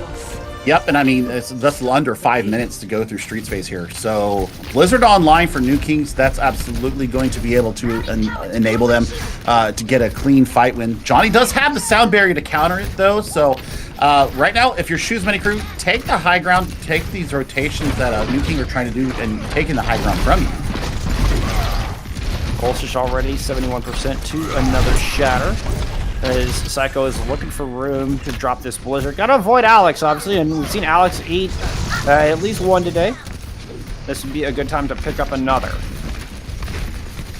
Moving across. Shoes Money Crew just sit on the high ground, waiting for their opportunity to drop down and pounce. Yep, and I mean they've got an initiator in the self-destruct. They could drop it in and pull some of those cooldowns out. Great wall from Daned though.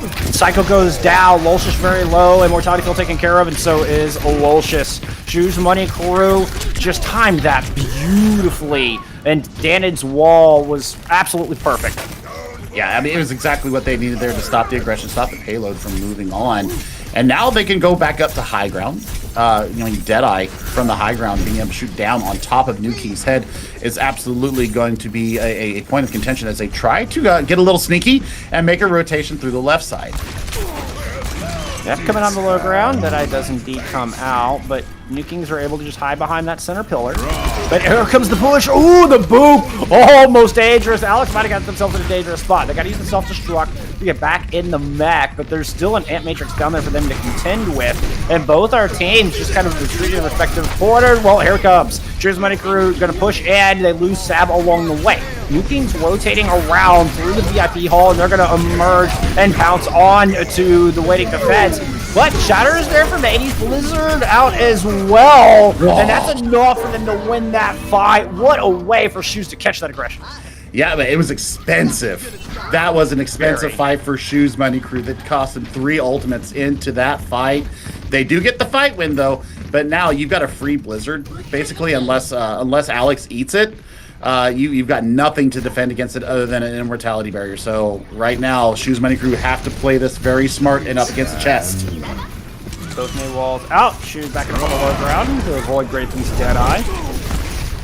And Shoes had used 3 ultimates to close out the fight. They used 3 ultimates to start that last fight. So it was all 6 when it's said and done. His trade's coming through, but it's extra ref down as the Blizzard is out from Psycho. Dredro is now going to use the sound barrier to try to help push in and finish up, clean up these kills. And Graython is indeed finding those kills. Nice shooting from Graython. New Kings keep this cart rolling. Woo, boy, but I mean, 3 minutes have been burned off the time bank so far. I mean, they're probably going to get in here. I don't know if there's a touch available to Dan, and yes, he does. Nice wall once again. And it's bought just enough time as Solar takes Graython out of the fight and is going to respond with a Deadeye of their own. And it just allows Shoes Money Crew to get in and get set up. KSA gets popped while throwing their self-destruct. Nice shooting from Sab. Solar finds a nice shot as well. And Shoes Money Crew are able to stabilize on the very back of point B. Yep, and Lolshus just got out of dodge with a charge out. So got out with just, a quarter of his health to go. So that's going to be some extra ultimate charge for his healers. Windows available for both sides. Now it's all about positioning once again as we close in on the 60-second mark. Who's going to have the better Amp Matrix here? I think it's going to be who wins this next fight. Well, and look at New King's Ultra. They have 60 seconds on the clock, and they threw everything at the kitchen sink in that last fight. The Amp Matrix will get used on just to clear off the high ground, but Shoes have room to work. They're just going to fall back, drop down behind the cart. As Daned is going in sneaky, trying to just look for when New Kings drop.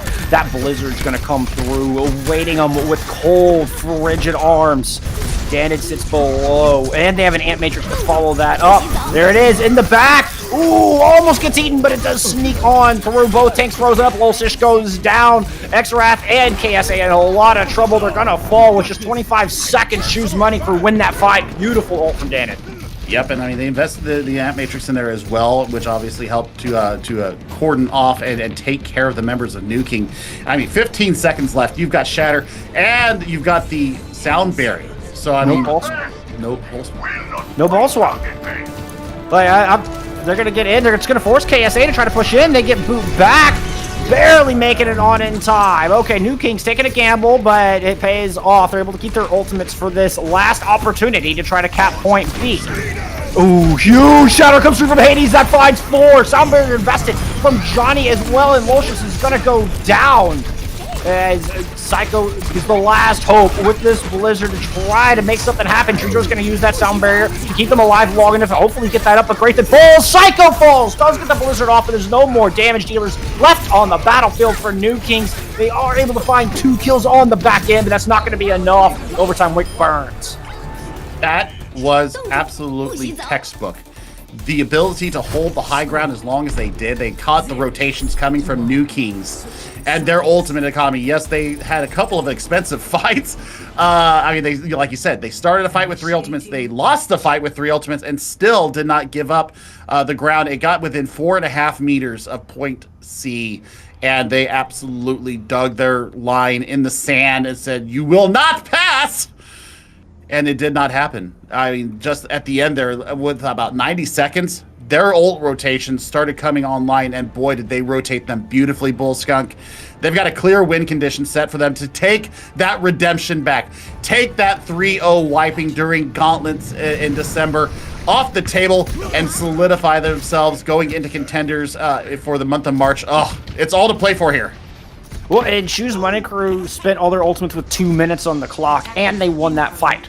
They had time to get that economy back online. New Kings spent 5 of their ultimates with 60 seconds left, and they lost that fight. They did not have the time to recycle those ultimates, and they had nothing to show for it. Now they've got to put up a big hold if they want to take this series. They absolutely do, and look at this Solar. Maybe just using this to get out of spawn a little bit faster. But I mean, I could absolutely see them using teleporter to get behind the defense of New Kings. Anything could happen right now. It's when they are anti-meta is when they've had the best success today. And we saw the attack Symmetra on Havana from Solar, and it served them very well. As they're going to approach in through Lost and Found. Recognize New Kings is on the high ground, but New Kings doesn't stay up there. They teleport onto the point. New Kings rotates to meet them there, and the Reinhardts are going to clash. Hammer to hammer, and Olsish is getting a lot of damage in, but does eventually go down. Shoes Money Crew playing a little bit more reserved, are able to keep their Reinhardt alive and win it out in the end. Yeah, I mean, Hades does go down. There's the last bastion of defense there for New Kings, and this is going to be a very fast take. Good Lord, 5:40 on the clock to get just outside of point C. This is all to play for. Like I said, I mean, right now, if you're Shoes Money Crew, you keep up with this this weirdness that you're bringing, the slight anti-meta picks. Solar right now, 83% to the photon barrier. That's going to deny a lot of damage coming in. I'm looking at the sound barrier from Johnny is doubling what Jujiro has put up. Maywall's in from Psycho, and Grace instead is going to find one. Both Reinhardt's going for a swim, but Hades will get back in this fight a little quicker as Solar's able to burn down Exarath. And there's a little bit of a maid duel going on in the back, but on the front line, Shoes Money Crew are finding the picks. They absolutely are, and I mean, it's all about just contesting right now. KSA doing what they can to stop the progress of this cart, because they know that every meter is just that much closer to them taking an L for the first time in a long time against Shoes Money Crew has never gotten a win against them. So this is all to play for right now. They have the high ground control. They have the Blizzard. That's going to absolutely have to be the point that stops this progress. Jet Matrix out, devalued by the wall. Nice wall from Psycho. Low, but it leaves just enough of an opening for Hades to get out of there. Sound barrier used to counter the bullshit from the other side, and it's the Shatter from Hades that finds more value. Able to get a couple kills on the back of that, and Lolsish is just trying to back up in a lot of trouble on his left. Dredro, Exarath, and KSA out on an island with no shield to protect them. And the teleporter was used perfectly there. They were able to just get out of all that damage. Graven bringing out their own Symmetra to counter this attack Symmetra right now. And I mean, there's the Admixtures coming out. This is all to play for. 1.19 meters, Bullskag. This could be it. As Shoes Money Crew look to hand New Kings their first ever loss in Trials and their first ever victory over the squad. An early pick, an early advantage for Shoes Money Crew as they're pushing in here with no ultimates. None on the board for either team. This is going to be one in the mid-fight as the Reinhardts go shield to shield right now. Hades falls. Exarath able to get that pick. Malocious goes down. Photon barrier up from the New Kings as they try to hold this off. Try to keep Shoes Money Crew at bay. But Psycho goes down. This is an absolute back and forth. Trying to get the sound barrier on the line. And they're going to push in, but they still lose Alex. And now Lolsish has returned to the fight. Is able to find the kill on the Solar. It might be just enough for New Kings to stabilize. Oh my gosh, I mean, here comes Hades in from the backside and starts swinging with Reckless Abandon, but everybody going down. The focus fire is there from New Kings, and with just under 3 minutes left. 1.19 meters between defeat and themselves. And now we start the rotations again. Look at mirroring shatters online right now. Dreedro 94% to counter Daned's Blizzard. This could be huge. New Kings need to win 3 more fights realistically if they want to stave off defeat. Shoes Money Crew are going to rotate around through the inside, see if they can find room for Danny to work. We saw Danny with a massive fight-winning Blizzard on the defense. Can they do it again? Ant Matrix out. It's just going to clear the high ground for Shoes Money Crew so they can move in and claim that space. As you can see, New Kings using that amp speed to just get the heck out of dodge, but now they're kind of in a bit of a kill box. Molcius goes down. Hades drops down to greet them. This is going to be a free shatter. The shatter comes through. It does not interrupt the Blizzard. But Psycho still falls. Sound barrier up, and nevertheless, New Kings are still losing members. As I say that, extra after KSA find one, Graythan finds one. And despite the early deficit, New Kings hang on. That's a fight. That's the first fight of 3 that they're going to have to win there. And it was expensive once again. You put Shatter and the Blizzard into that, and you didn't get the fight win. Oh, man. Lulsish also holding. Yeah, Dreedro absolutely saved that, but Shatter is still online for Lulsish. So, you're going to have basically a free Shatter here. Self-destruct could be big from Alex. You've just got to see if he can build up to that. Sub 90 seconds now, Bullskunk. This is all to play for. Matrix just will come online to greet Shoes Money Crew as they get to the top of the stairs. In this small area, the May walls are used to minimal effect from both sides. Shoes Money Crew looking for an opening. Shatter comes down! It's massive! That's going to find 3. Lulsish picking up 3 kills with a single swing of the hammer. The self-destruct from Alex, not enough to keep them in the fight. No, and look at Hades. Just trapped out underneath in the snack shop there. And 50 seconds left. Ant Matrix ready to go. Sound barrier ready. Will be ready to go in the next fight.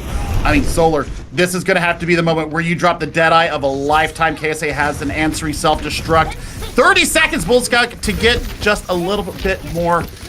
Whew. This is the final fight of the match. Whoever wins this engagement realistically wins this fight. Although the cards drifted back enough, there could even be a contest. Shoes might need 2 at this point. They're going to open up with the Deadeye to try to start this fight. Once again, clearing the high ground, giving themselves some room to work. They do have both support ults to work with. They got to worry about Psycho's Blizzard on the other side. Okay, nice rotation. They're going to push up to this top right high ground. And as the seconds window, we're at 5 seconds on the clock. They drop down low. Throw down the Ant Matrix to the point. Lulsish in a lot of trouble. Lulsish is going to go down. As the Blizzard comes through, Johnny is right there to keep the team alive. Self-destruct over the top. And Graythan finds 2, finds 3! Graythan, the hero for New Kings, has managed to do it. Keep the undefeated streak alive in an unbelievable finish. New Kings win the 3 fights in a row they needed to close out the series. Shoes Money Crew, you were so close. You were so darn close, but in the end, it was just not enough. New Kings move on to 4-0 here in the opening week of trials for 2021. It was the swaps of Graythan. Graythan swapping over to the answering Symmetra. That's them, yeah. Yeah, all the other members of New Kings aside, Graythan absolutely showed up there in the last meter. 1.14 meters. The difference between having their first loss and winning. And they just absolutely clutched up. Everything that they put out there was exactly what they needed in that last 2.5 minutes. 2.5 minutes, and they held. That's just a phenomenal performance from all the members of New Kings. The Dreedro sound barrier. That was the eventual nail in the coffin back at the 2:30 mark. Oh my goodness, what an unbelievable match. I'm flabbergasted, Billy. My jaw is just still on the floor from the end of that series. That was absolutely nuts. Big props to Graythan making that swap to the Sim. Beautiful work on the McCree earlier in the day as well. But that was hero plays for not only that final fight, but the 2 fights prior to keep them alive. That was on a knife's edge. That was 1 kill difference in the about that 2:30 mark. That fight that was when you felt the tides turn, and New Kings were in command from there. But whoo, that was as close as it possibly gets.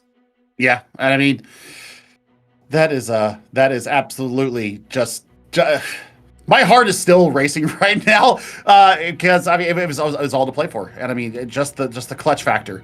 I mean it was all to play for, and New Kings come out as their 3-2 winners. But we're gonna throw it to a quick little break here. Don't go away. We'll be back with you in just a few moments.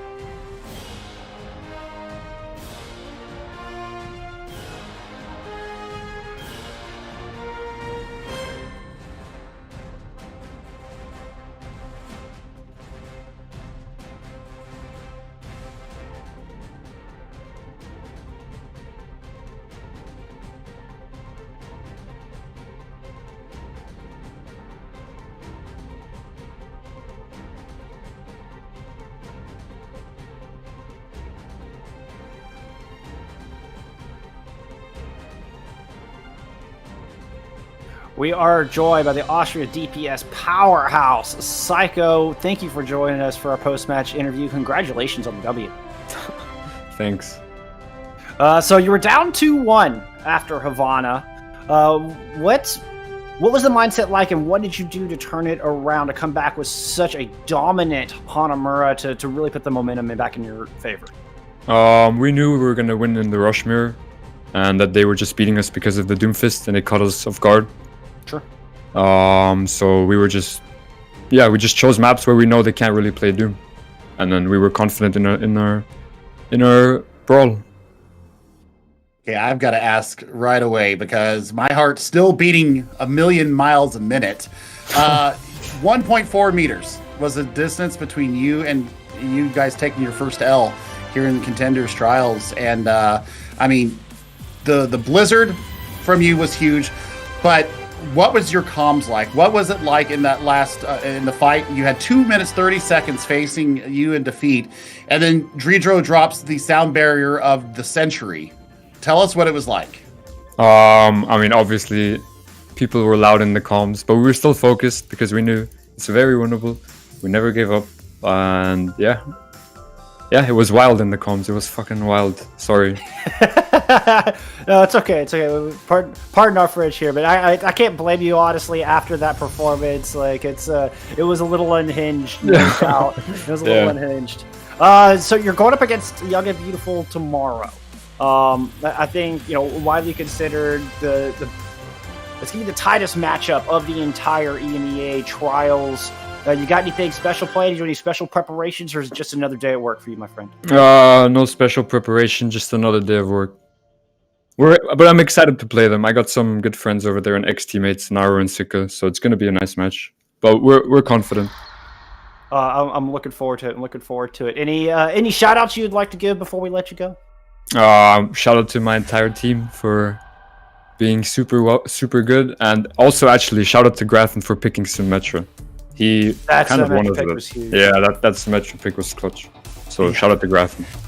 Shout out to Grafton, indeed. Well, thank you so much for joining us. Congrats on the W. Good luck in your match tomorrow, and looking forward to seeing you in Contenders. Thank you very much. Well, that does it for our first series of the day, but we got more fantastic Overwatch action coming at you in just a few minutes. We're going to see O1 Esports taking on Young and Beautiful. It's the new squad versus the veterans. Y'all stick around. There's more trials coming at you.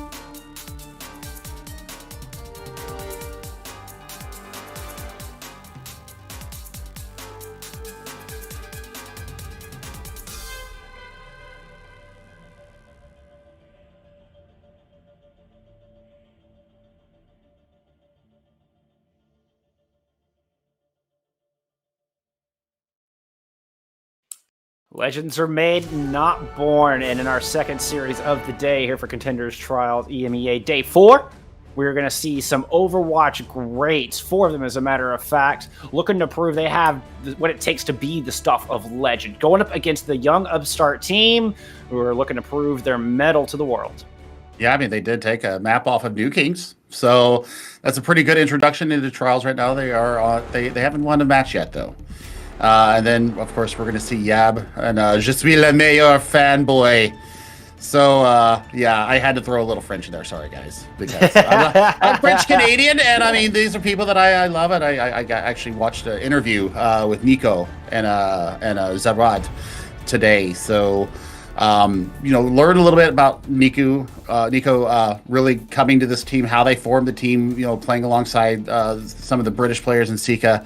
And others. So that was a very eye-opening interview that I was translating for Bull Scott. He's like, dude, you got to watch this. You got to see this. And so I'll be like, yeah. So I was on. This looks good, but I don't speak French. Fortunately, I do. But, you know, looking at what we're coming into, though. I mean, Ben Best, obviously, owl-level tank. I don't know how he didn't get signed to a team. You and I talk about this all the time. Don't know how Ben Best didn't get signed to a team because he's that good. And then running it with Naru on the off tank, I think that the tank line right now is going to dictate how this goes. Will Naru be able to take care of Goku in the sky? Because Goku, aka Yazin Jr., I mean, there's a lot of respect coming from teams like New Kings. New Kings, I talked to their manager that we just saw in our previous series. They said that he's just an outstanding talent. So, I mean, Goku is making waves in the scene here, and I mean, it's another Saudi Arabian affair specialist, and you know that brand of crazy that they bring to these fights.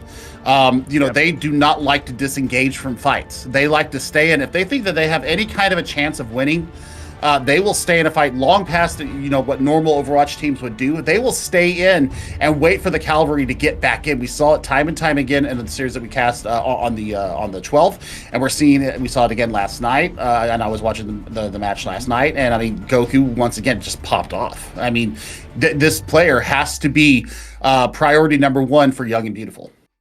Yeah, O1 Esports looking for their first win of Trials, and this is a must. If they want to make it on to Contenders for this month, they have to get a W here today, going up against the star-studded talent, the star-studded roster of Young and Beautiful. You mentioned the tank line of Ben Best and Nairo. You've got Nico and Sycamore putting the damage down. You've got Cruz and Boombox doing the healing. I mean, that's Cruz and Nico have been playing competitively since 2015. Like, these players know this game inside and out. They are not going to be shook. They are not going to be swayed. It's going to take a real outstanding performance from Goku and company from O1 if they want to find their first win. And their first stage of the day, we're going back to Nepal for map number 1. Absolutely. And another player to watch for O1 Esports is Silence on the Ball. I mean, this player has the tech down to an art. The disruption that you see coming out of this ball player, it's something to look at. So what I'm looking for right now is how do Young and Beautiful deal with Goku and with Silence, bring out a Sombra, a darn good start. Yeah, they've done their homework. The Sombra is a great counter towards Silence, and then UB on this Tracer. The teamwork from those two is absolutely impeccable. And then you have Goku, the danger in the sky. But, I mean, we saw in our highlights, we saw Goku doing work, but we also saw Sycamore on this McCray putting a lot of accurate shots down. This is going to be an incredible DPS battle. And I mean, I think that the first trade is really going to decide who wins out here on the shrine. And I mean, the value being shown already. Bulls got to look at Goku, already almost 60% to Barrage. The tracking and the instincts of this player is just absolutely phenomenal. Goku, in fact, going to get the better end of the Sycamore right out of the gate. But Boombox finds Yubi, bringing in the Moira into this competition. We haven't seen a whole lot of Moira recently. It's a massive amount of sustain for the Brawl Call, but apparently not enough to keep Nairo alive as they get caught on the wrong side of Elephant. Not able to get the Mega. They're going to fall. Goku falls up with the kill on a Cruz and drops the early barrage into the mix. Young and Beautiful had first cap, but O1 Esports are about to take it right back. Yeah, and there's an early minefield coming out that's going to deny the space taking from Young and Beautiful as well. I mean, Ben Best just got absolutely bullied by the supports and by Emo in this Diva. That's going to be the flip at 33%, and that's going to be a reset for Young and Beautiful, who now have to watch their backs. But I mean, you're going to have ultimates coming online for Young and Beautiful that they just don't have enough to defend against. You're running a Mercy and a for the Pharmacy. Sound Barrier is going to be the only defensive ultimate that you've really got online. I mean, you've got. If Nico pops enough people with this EMP, it's an easy fight when it's an easy flip. I mean, a manual hack on Tagara to start things off would be massive. Because we see Young and Beautiful just go right up the gut, not wasting any time. Sounds one in the back, but does eat a manual hack. Invest drops the shatter. Silence in a lot of trouble. The EMP comes through, finds 4. Silence goes down. Zinvest in just swinging for the fences. Emo is gonna get demaxed. Doesn't use the bomb to get back into it. Self-destruct just gonna be saved for the next fight as Young and Beautiful clean this one up. Yeah, but I mean, looking at Murder right now, trying to get in there and trying to get that res off onto Goku. You know that's what they're looking at, because they got Barrage in hand still in 0-1's favor, and now the kills are starting to finally pull through for Young and Beautiful. That's going to be the flip, but not before. 58% was gained by 0-1 Esports. I mean, EMP off the table now, so Deadeye will have to be an initiator to stop Goku and company from coming in. Goku just poured in some spam damage from above. The rest of the team looping around from that left-hand side as 0-1 tries to tighten their grip around this objective. Silence drops back down and has got mines ready to get stunned. Does drop it, but Naru shuts down the barrage. Zika's gonna get stuck on the other end, but with Murba out of the fight, Young and Beautiful have a clear advantage, and they're gonna keep 0-1 Esports at bay. What a fantastic use of the coalescence there from Boombox to keep the members of their team in through the mid-fight. And, I mean, this is looking pretty dicey right now. Imo has the self-destruct online. Maybe throw it in, try to disrupt the positioning of Young and Beautiful. But, I mean, right now, you're looking for any kind of disaster. Oh, what a shot! Speaking of disaster, the Deadeye taking Murba out of Valk. Now trying to lays the shot down onto Yubi, who's literally at 1. Nico is going to find that kill and finish him off. 15% away from the EMP. It could be just a ticket to close out this fight if they even need it. Nice kills from Sika and Nico. And Young and Beautiful will take round 1. Yep, that's a beautiful 100-58 win for them. And, I mean, Sika's landing shot's true right now. We talked about having to deal with Goku. And you can tell right now, both Sika and Naru on duty for the Pharah player. And that's exactly how you beat 0-1 Esports. If you take the head of the dragon off in Murba and deny the tether to Goku, you're winning half the battle right there. That's exactly what they needed to do, and they're showing us now how you deal with a team like 0-1. And I mean, they did take a map off of New Kings, but man, this is a completely different level as far as the coordination, as far as the synergy for Young and Beautiful. Nico doing a wonderful job on the Sombra. Silence is no stranger to playing against a Sombra and usually able to dance around it, but Nico has been extremely elusive and continues with that pick heading into Sanctum. Yeah, I mean, we saw the manual hacks coming onto the Diva as well. So I mean, Nico deciding where he wants to go and getting the maximum value that he can. Look at this positioning from Goku, though. I talk about it a lot, but man, gets a lot of value from the hero that you just wouldn't expect to be doing so well on this map. Oh, but Gara's out of the fight early. Mercy's the only source of sustain left for 0-1 Esports. Binvest gets punished, trying to chase down Silence. Goku laid out some shots. You can see Naru kind of flew up and thought about looking at him, but then has to force their attention back onto the objective, and Goku continues to rain rockets from above. Landing a nice direct's going to force Nico to translocate out of there, and 0-1 Esports grab first control. They absolutely do. I mean, Barrage already. One fight, and it's already up online. That's the power of this pharmacy right now, and I mean, it's showing it's rearing its head to Young and Beautiful. Sika, I like the Tracer here. I like the disruption that you're getting, but you've got to keep your head on the swivel for this far in the sky because you're getting a lot of value not running the McCree. A bit of a Tracer duel as UV was kept in check to find a little room to put some damage in on the outside, trying to build up towards that Pulse Bomb. And Silence comes in and finishes off Cruz. Gar's down, there's no more Lucios on the field. Pulse Bomb narrowly misses Boombox and that Coalescence, but Nico does fall. So despite that extra healing coming through, Young and Beautiful trying to push on to this point at a little bit of a disadvantage. Now having to deal with the barrage from above. It peppers them down a bit. But Young and Beautiful not dissuade. They push and they lose Boombox and Binbest though. Goku with a beautiful shot on the back end of that and follows it up with a nice direct on the Sycamore. Yeah, I mean, the power of Goku, once again, just has this innate ability to land directs. The anticipation that Goku is able to really read from his sky high box here, giving some extra ult charge to Merva as well, trying to get that Valkyrie online. Mines will be able to stop the aggression coming in from Young and Beautiful, and Benbest, I mean, you can get a lot of value with this Primal Rage should you be able to path around the right way and just start knocking people in the pit. Go ahead, Silence 5 Sycamore immediately drops the mines. Nico goes down yet again. Not able to find near as much value out of the Sombra this time around. Naru will pick up one as the Primal Rage comes through. Benbest trying to chase Silence down, and the sound barrier is out. Young and Beautiful know they have to throw everything at this. They have to take this now. And the kill on Yubi will be a good start. Here comes the roll through. Benbest just barely able to get the jump back on line in time. And Silence eventually gets punished by Sycamore's McCree. The DMAC comes through, and Young and Beautiful at 0% finally flip it. Yeah, it cost them 3 ultimates though. It cost them their sound barrier, it cost them their self-destruct from Naru, and it cost them the Primal Rage. It took all of that just to dislodge 0-1 Esports off the point here. So, I mean, both DPS ultimates online for 0-1 Esports. Let's see how they path this around. We've seen Goku get the value out of the barrage already today. Let's see if they can land another one. People playing it inside, trying to avoid Goku's LOS. They're going to quickly move to the other side and meet the 1 Esports are trying to come across coast side.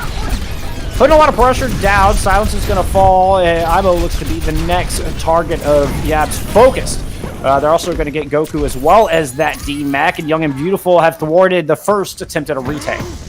Yeah, and I mean, it was a dry fight too, so I mean, you didn't have to really invest anything to defend the point there. You're still looking to defend against this barrage, and Coalescence could be used to help burn Pharah out of the sky, but I mean, you've just got to watch. I'm looking for an EMP to come out here and deny the value of the barrage. Coalescence out of the barrage. Nope, finds 2 immediately. Goku very decisive with that ultimate. Silence does go down, so only a -1. Nope, we're back at even odds as Benbest finds that kill on to Yubi, and 2 very important kills in Silence and Yubi. The initiators for 0-1 Esports. They have moved on to try to move on to the objective. You can see Goku towards Market Stomach gets manually hacked, is going to get deleted. Beautiful play from Young and Beautiful to hold on. Yeah, absolutely, and they actually had flipped the point. Somebody had gotten on the point. I think Yubi had gotten on the point and flipped it in favor of 0-1, and that forced the retreat from Young and Beautiful. But I mean, they still have three ultimates ready to go. This EMP could be massive once again.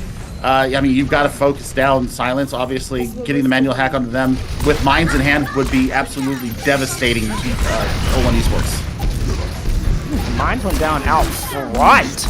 Sycamore finds the kill on the Goku. He's going to use Deadeye to deny res. Merva cannot escape. That's the start Young and Beautiful needed to this fight, and they've got the EMP to close it out. Mines getting just swept off the point. They do lose Boombox as the EMP comes through. Imo won't be able to fly away. Hacked Up just falls into the pit. Silence is super low, gets booped off as well. Both tanks fall to the bottom of Sanctum, and Young and Beautiful close it out, bringing it all the way back from the 0-99.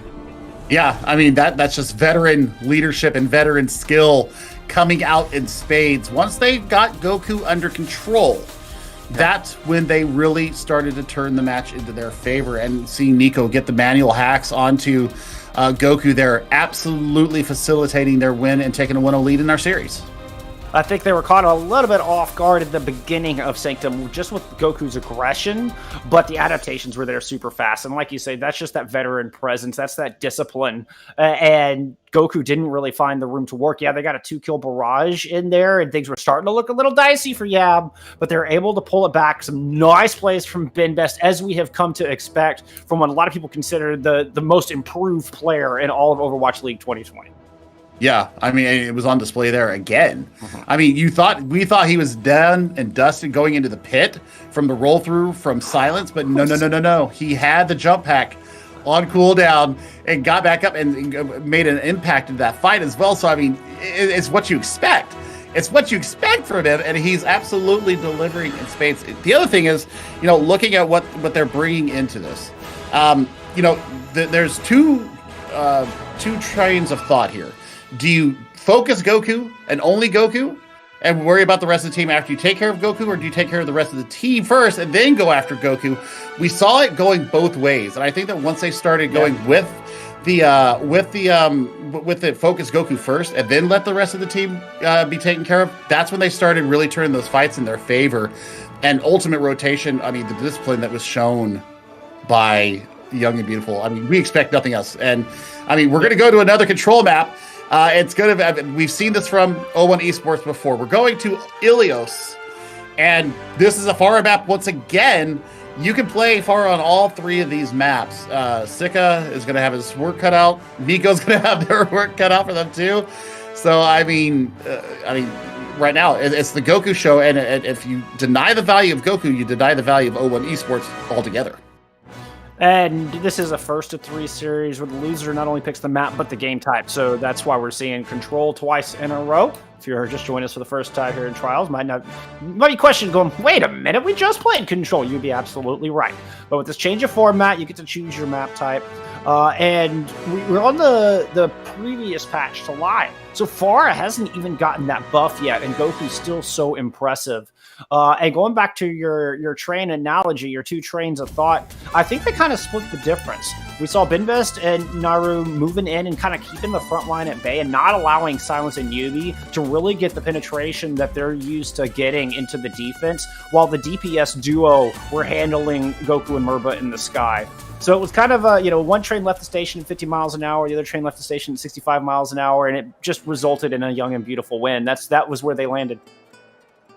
I thought you were going to ask how many kilometers did they go, but no, they got pepperoni pizza. That's the answer to the question. I'm not giving you that promise, Billy. I wouldn't do that to you. No, but I mean, I think you're right. I think that we saw Ben Best get into the sky a couple times to challenge Goku. We saw Naro do the same. And Goku just absolutely decimated them. When the tanks tried to go take care of Goku, Goku with that tether didn't just completely destroyed them. So once they shifted their focus to the front line, instead of worrying about Goku, let Sika and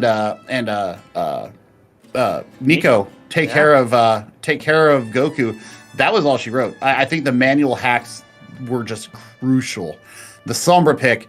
I mean, Silence doesn't know if he's being hunted, and Goku doesn't know if they're being hunted. So, I mean, like, it's putting that doubt in their head as well, and that's the sign of a really good Sombra player. And I think that they got the maximum value out of that.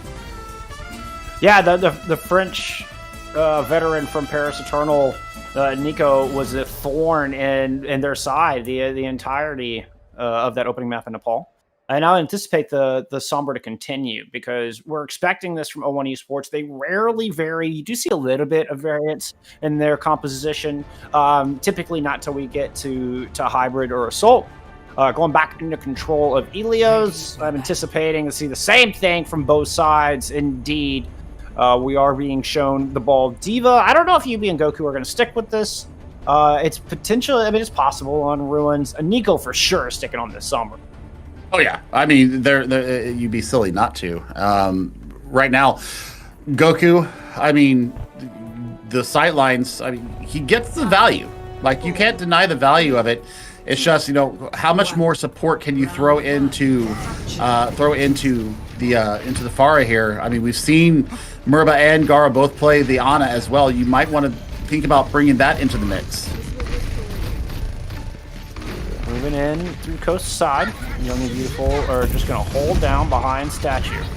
As Nico is doing a bit of scouting, trying to figure out where they want to go in. And Nico really got most of the value out of the manual hacks. Like, there was one good EMP, but it wasn't the big fight winner because this 0-1 squad is so spread out, and a big opening pick from Goku that's going to fall as well. So there's no more on the battlefield for Young and Beautiful. They're going to have to win this fight quickly if they want to take first control. Nico taking down Silence is a good start. Ido's out of the fight as well. Naru does get D-Max, and the kills continue to go back and forth. Goku is still around, which means 0-1 is still a threat, and Binvest is going to go down. Yubi cleaning up the fight. Yep, I mean, it's just the two trains of damage, one ground base, one air base, and that's going to be first capture to 0-1 Esports. And I mean, like I said, you know, the ceiling right here for Goku, the pillars to be able to hide around. I mean, you can get aggressive, you can get up on the high ground and really take it to Young and Beautiful, and that's exactly what they're doing. You're keeping Emo on the ground to deal with any kind of ground damage coming your way, but now the barrage is online. Naru eats the pulse bomb from Yubi, so that's one massive ultimate off the line. There's the contest that I wanted to see onto Goku. They have the 4v4 left on the point. Boombox goes down and Naru gets D-Mac. 0-1 Esports, despite losing their carry early, will maintain control of the objective. Yeah, and I mean right now, point that I man, you've got to keep with the diva. Do you bring out the monkey here? Do you bring out the cleave damage, the ability to flip from high to low, and really get into 0-1 Esports' head here? Because I mean, the manual hacks from Nico, while good, I don't know if you can get enough value out of them right now, especially with the way they're playing split. I mean, look, you're seeing Gara just play off to the side, anticipating that EMP coming out. Yeah, a very aggressive Lucio. Sycamore is going to go ahead and drop down. Finds the kill on him with the dead eye. That's the start you want. Now, but that's not what you need. Yeah, because Nico falls, Self-Destruct picks up the kill on a Cruz who's holding that sound barrier. And 0-1 Esports now with a clear advantage, trying to burn down Binvest, who's the lone member left on the objective. Yeah, he was trying to get out of there faster than you know what, and he just gets burned down by the ball. And I mean, we're closing in on final fight territory here. Young and Beautiful do have the EMP online. They're going to a much more mobile comp now, bringing out the Tracer and the Winston. So I mean, it's all going to be about touching here, but Ultimate Economy clearly going to be in 0-1 Esports' favor. Nico waiting. Comes out of visibility. There's the EMP. Finds both tanks. You take that, but you lose your supports. 0-1 Esports with a beautiful focus fire. Just denied. Cutting Young and Beautiful off at the knees. Yeah, Sycamore's trying to bring it back. Of course, Yab aren't going to give up, but the barrage in from above, doing a lot of damage. And the remaining members looking a little low. Sycamore's going to go down. Binvest is out of the fight. There's no more tanks left standing. Cruz has to use the sound barrier on themselves just to try to maintain something on the point, but it won't be enough. 0-1 Esports starting Helios off with a bang. Ooh, and it was a big bang. I mean, 100-0 against Young and Beautiful. That's very impressive. I think this was the best map for the Pharah here because of all the trickiness. I think that Yawel would be second on my list of maps for the Pharah. Right now, if you're Young and Beautiful, the focus fire onto Goku and Merba have to be your priority. I think that if you can get on top of them early in the fight, you put the pressure onto Silence to keep control of the point. And I think that that's the linchpin that you have to be looking at right now. So, man, I don't know if you throw Naru up in the sky against the Goku because, I mean, we've seen him be D-Mac twice by them doing that. Oh yeah, Goku is very good at playing against the divas on the other side. Not thrown off by that tactic at all. You got to be very quick to focus down Goku. Otherwise, once that defense matrix is up, Goku is landing those directs. As you can see, Goku just staging, perched up above the far left-hand side on Cage. He's going to loop all the way around and start pulling rockets into the bulk of the pack. The two tanks from Yab are going to try to push up, and Goku is just out of there. And a moment's notice, blink of an eye, Goku's on the other side. So the rotation comes through from Young and Beautiful. They're going to try to punish the back line instead, but they're still eating all of these rockets. Naru's only able to gobble up so much. He does buy enough time for Silence to go down, but Binvest falls as well as Judy picks up their second kill. And 0-1 Esports went out in these long fights. You've got to be quick and decisive to take down this team. Otherwise, they just get too much value out of this far. Oh my god, and once again, there it is. And dropping all the main support for Young and Beautiful, and I mean the tracking that we just saw out of Goku is exactly why he is called, why I coin him as Yazen Jr.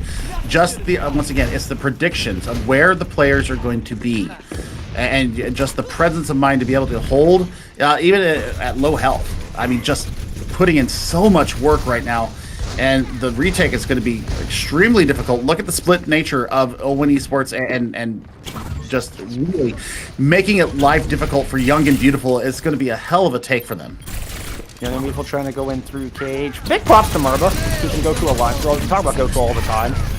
Murba is also doing a lot of calls. He's got to be to keep that 360 awareness. His silence gets burned down. That's a good start. Take the Nation Tool off. And then Young and Beautiful can focus their attention upwards. They're going to finish off Yubi as well. And I think that is really the trick here. If you can get those 2 kills quickly, then you can start denying Goku's value as the self-destruct is thrown in from Imo.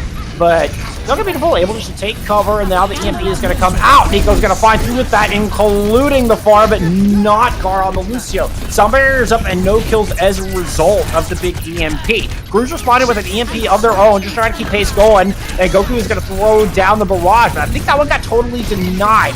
Naru threw down the sound barrier, or excuse me, the self-destruct, can't stay in mech, and Goku and Yubi continue to find value. Yubi returns to get the pulse bomb onto Cruz, and Young and Beautiful are struggling to find room to work, despite getting a little bit of a flip amidst it. Oh, but Nico and Vinvest, is that going to be enough? This fight has dwindled down to a 2v2. Yeah, absolutely. I mean, they're throwing everything in the kitchen sink into this fight. Young and Beautiful feeling very desperate right now, and I mean, right now they have to focus their fire onto Emo right now. Make sure that you take the initiator out of this fight. Right now, Emo is playing the unsung hero with the defense matrix, with the positioning, getting the micro missiles on top of the team, just all that chip damage is going in. Man, they've got to get this focus fire down because they're still under duress. Keep an eye on Nico as this EMP now about doubling that of Gar, who's able to counter it the first time. Could be just the ticket to slowing down this fight. Is nice little bit of healing from Boombox and a good kill on to Murba. So the tether is gone. Yumi's out of the fight as well. And Young and Beautiful continue to put pressure onto that Mercy. Once Murba is out of there, Young and Beautiful are able to clean up. Yep, and I mean the power of the Sombra is starting to really weigh into this fight. I'm loving what Nico is doing. The translocations. I mean, any kind of sniff of impending doom, he's out. He throws it back down. He resets. Goes back in. Valkyrie used. Naru's trying to keep Goku in check, who has that barrage ready to go. EMP ready on the other side. Which of these DPS powerhouse will pull the trigger first? Nemo's gonna find the kill onto Cruz as the Justice gets raid, but the Salvo doesn't find a whole lot of value. Now Bidvest is throwing down the Primal Rage. Nico still has the EMP in the pocket. Jumping down, looking for the kill onto Murba. Bidvest is gonna chase him out as the EMP. He finds both supports. No sub barrier from Guard this time. Immediately deleted. As Boombox throws down the Coalescence to try to keep Silence at bay. Naru does falls. The res comes through, which means Gar's going to have this sound barrier on point. With Young and Beautiful at 99, 01 need to invest that sound barrier now, and it's going to net them a kill on the Boombox. They're going to get aggressive on the back of that, force Young and Beautiful back into a corner, and get this flip after a touch of cleanup. Yep, and I mean, Pulse Bomb will be available to Yubi as well going into this next fight, but Naru will have an answering self-destruct, nothing to defend against it as well. So, I mean, sound barrier having to be used in that last fight from Guard to get the flip. Final fight territory rapidly approaching here, and Goku, I mean, will probably be able to build up to another barrage here, but if Naru lands this self-destruct, this could be all she wrote. Once again, rotating through cage. Final fight. Already, Nico goes down. Great shot from Goku to start it off. Now it's going to move in the back. Does indeed have that barrage ready. Waiting for Naru to use their cooldown. And there it is. Barrage over the top. Self-destruct is out, but the pilot is dead. Yubi goes down. It's a +1 to 01 in this fight. But I believe Young and Beautiful just have Sika left as DPS. Ooh! Silence gets moved in. Sika is able to stay alive, and Young and Beautiful are keeping pressure on this, and they take it! 01 Esports, we've seen this mistake before. They step off the point for too long in what was a very, very winnable fight. Silence getting booped off was the absolute disaster that they didn't need to have happen, and now we head to Lighthouse because of it. I mean, everything was in 01 Esports' favor there. And yeah, we have seen them do that before, where they step off the point and try to get a last-second recontest, and they end up losing in the overtime. The wick gets too low, so boy. Young and Beautiful right now, they are poised to steal Ilios away from 01 Esports, who had a very dominant first two maps. And if you stay with this Symmetra, I don't know. Nope, we're going to see the Nico Echo, though. Another one of the signature heroes out of this player. So we'll see what kind of duplicates we can get out here. There's a little bit of a battle in the sky. 01 Esports, so much raw talent, but you've got to be more disciplined than that if you want to beat Young and Beautiful. You get the duel breaking out above. 01 Esports rotating in, and Sika's trying to put pressure in on the back. 01 Esports a little slow to move to the objective, as Silence and Yubi are putting pressure down in the backline, but they're kind of out by themselves. Silence took a lot of damage and is forced out of there, so then the focus of Young and Beautiful turns to the Tracer, and Yubi has to retreat the other direction. Young and Beautiful now free to move on to the objective, try to claim some presence here. Good best. We've swapped over to the ball. This is such a good ball map. Is trying to help Sika out. I mean, look at this focus fire. Nico and Sycamore just move in and delete Silence. And you're now moving back to the objective with these broken fights. You're kind of it's 3v3 kind of in two separate areas of the map. And no one really able to gain the edge. Nico able to melt down Murba might be just a ticket, but they lose Binvest in trade. Yep, and I mean, right now they're losing on speed. I mean, you trade out the Lucio for the aerial threat in Nico, and I mean, they get first capture here. But ultimates-wise, I mean, the App Matrix, absolutely an initiator here for Young and Beautiful as they try to deal with Nico. Oh my god. That's it. Yep, that's going to end that fight before it ever started. I will not waste. Yeah, and I mean, that it cost them one ultimate. Two ultimates, I'm sorry. They put in the Pulse Bomb and they put in the self-destruct there. So, I mean, 32% in climbing. Nico, time to duplicate. Let's see if you take the Mers, or if you take the Diva here, or if you take the ball. Either would be good choices. I would anticipate the Diva, particularly going against Goku Far. You need two defense matrices to help deal with the aerial threat. Silence are already taking a bunch of damage earlier, but that's just kind of what Silence does. Very good at managing that health bar, and now they're going to head back to point and regroup, put the healers, put some pressure down, and Cruz is in a lot of trouble. Cruz gets hunted down by Emo on the Diva, and Boombox just wasn't able to get that immortality field there in time. Binbest moves on to the point. It doesn't have the reinforcements because their supports are in the back getting harassed so much, and Young and Beautiful kind of getting picked apart on their approach. Yeah, I mean, we're rapidly approaching into that last fight area. They're going to have to start investing some of these ultimates here. Nico's been holding on to this duplicate for a minute. And, I mean, we need to see the value of the Echo being brought to bear onto 01 Esports. Otherwise, Goku's going to get another barrage. And, I mean, they're going to have everything they need to deal with this. There we get the dogfight. Oh, nicely done! Nico just landing the shots, and there's no chance for a res over the water. Now it's going to turn around and look for Murba, try to hunt him down, being a bit elusive and get protected. It's a nice peel for Emo, but Gar goes down in the Entrum, and Silence gets burned out by a Pulse Bomb. Young and Beautiful once again will retake the point at a 99-0 scenario. Yep, I mean, there's a quick usage of the self-destruct to get the point for sure. See if we can get the res off as well to Sika. That does happen. So, I mean, coming into the next fight, I mean, App Matrix, you know, now you can set up your defensive perimeter. Now you can just set up the defense of the point. But Goku has the barrage online. Let's see the pathing. Let's see the positioning where they decide to deploy this at. Looks like 01 Esports going through Cage. Sending Silence and Yubi along the coastal line flank, perhaps, but they got red. And so through the inside, everybody kind of converges, and 01 Esports are going to try to push onto the objective. We have to keep an eye on Nico in the sky as Nico burns down Goku once again. Landing the shots, landing the focusing beam, hard carry out of the fight. Yubi is going to burn down Naru, but they have that self-destruct available to get back into mech, and the pilot dude is able to stay alive through it. As we do get a bit of a pause in the action, it's going to be a DC from Silence. Oh my goodness. And they had mines online. Unfortunately. Oh no.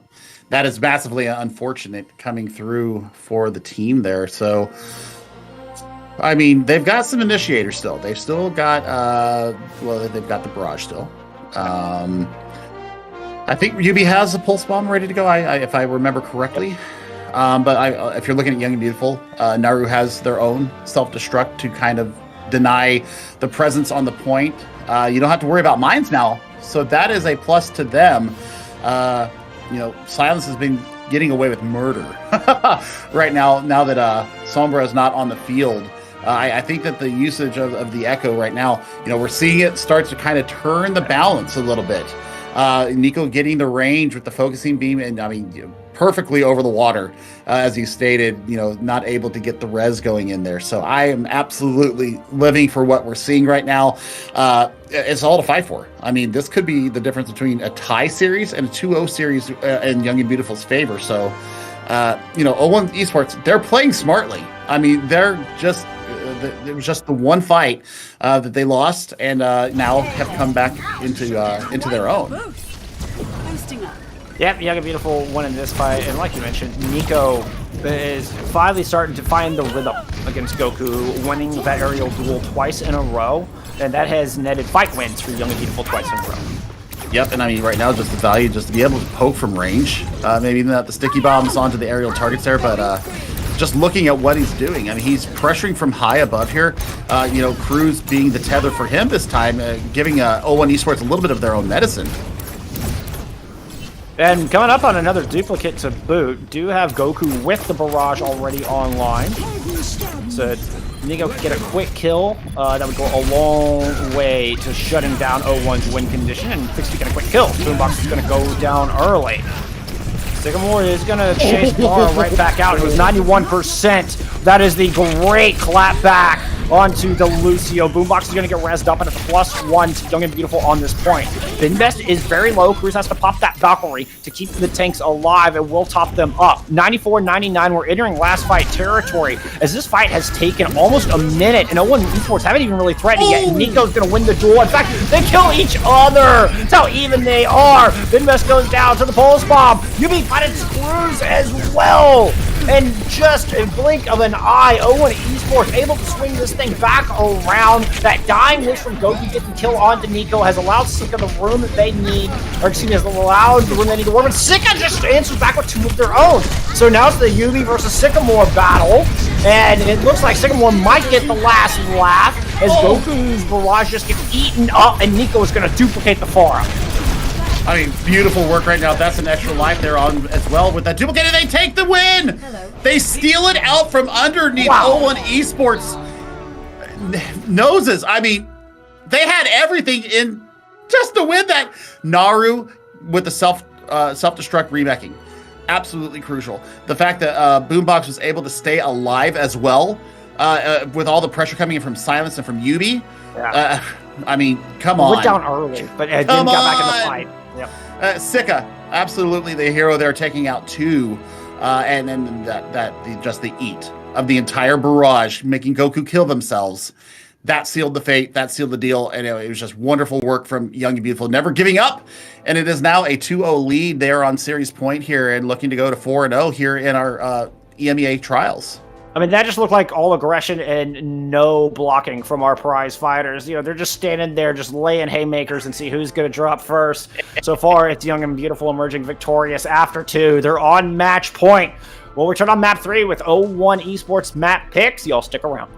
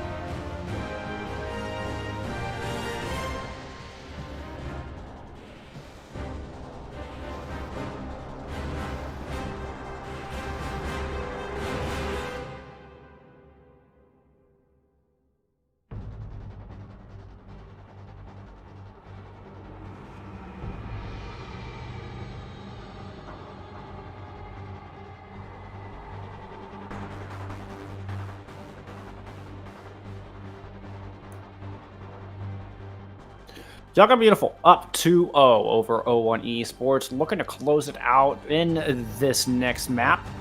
And, well, if they can manage to complete the clean sweep, they'll be dead even tied with New Kings in not only win record, but map differential as well, sending them into day 5 tomorrow, dead even with the #1 seed at the moment. 0-1 Esports, of course, don't want to let that happen. It's been their map pick. Where are we going, Billy? We're going to Volskaya, and this is a Fara playground. I mean, you can get so much value with it. So, I mean, it's going to be Nico versus Goku, and the veteran versus the upstart. I mean, we've seen the battles. I mean, Nico has been taking a little bit of a lead now. So, man, the Echo pick was huge.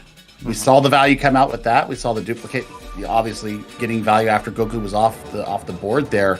But right now, Nico versus Goku, that's what we're leaning into here. Ben Best doing a phenomenal job still with whatever tank we've seen. We've seen 3 main tanks come out from him today. We've seen the Ball. We've seen the Monkey. We've seen the Reinhardt. I mean, it's all to play for here now. If you are 0-1 Esports, can you take a map off of Young and Beautiful here, or do you go down 3-0 to them? And like you said, straight up tie going the last day of Trials. Are you kidding me? That is going to be the match of Trials here if we do get that. Yeah, it's Young and Beautiful play New Kings tomorrow regardless. And 0-1 Esports looking to keep their hopes alive. They have to win today, or they are out. If they don't win this match, Old Board will claim that 4th slot and that precious Contenders spot for the month of March. Looks like Young and Beautiful have chosen to come out on the attack. Yeah, that's kind of surprising, honestly. This might be part of mental games, though. This might be them wanting to put their chest out and say, "Hey, try and meet this." We do see Nico flashing us the Sombra, and boy, Goku's gonna have to have his head on the swivel here. So is Silence. Those were the 2 main hack targets that we saw coming from Nico. Still, you know, Boombox and Cruise, you've got the speed available to you. You have the speed available to 0-1 Esports as well, though. There are certain advantages to go out on the attack.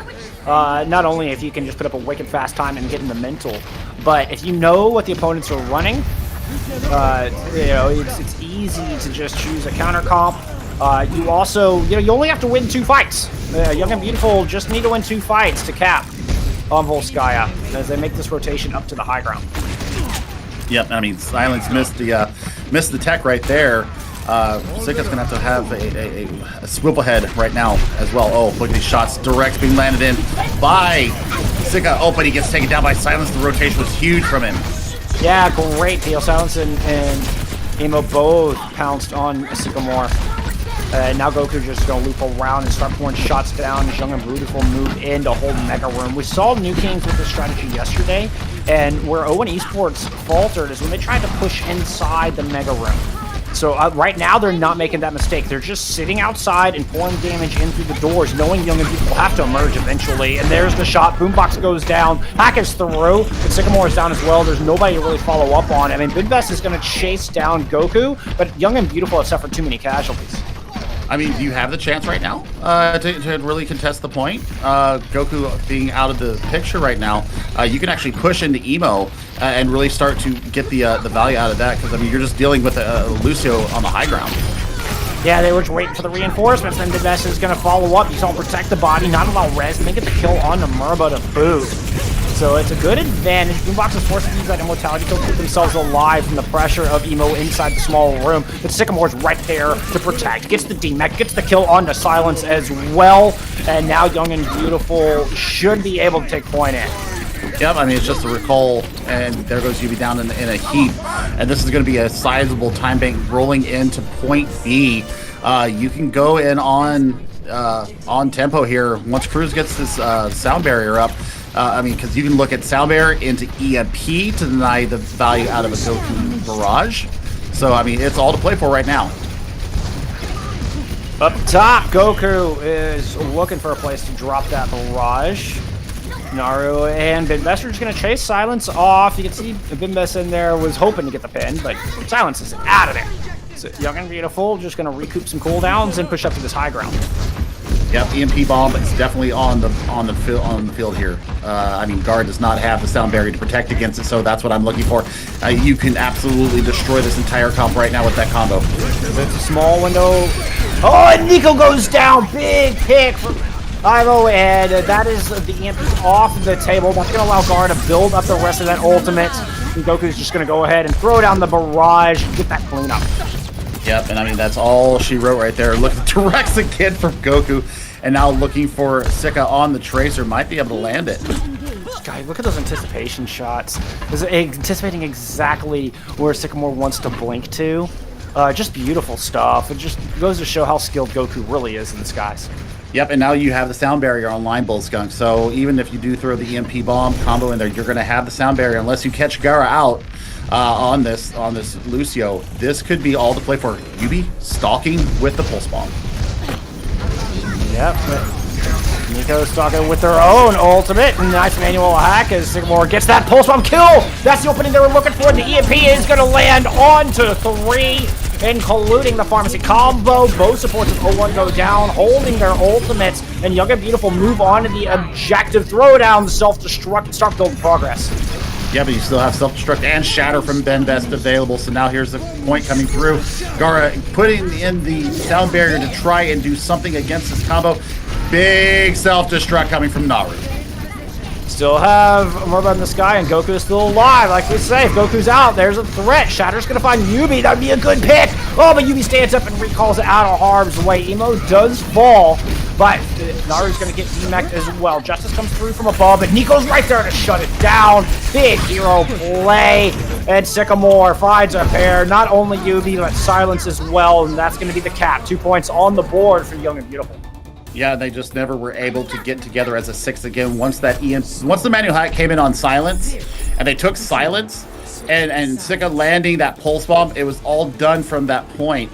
I mean, the recontest was coming through, but they were just focus fire perfect there from Young and Beautiful. That's a decent time bank for them to be running with as they start their defense. And man, Nico once again, other than the one catch out from Goku, I mean, Nico was playing spot on as the Sombra, getting the manual hacks where they needed it.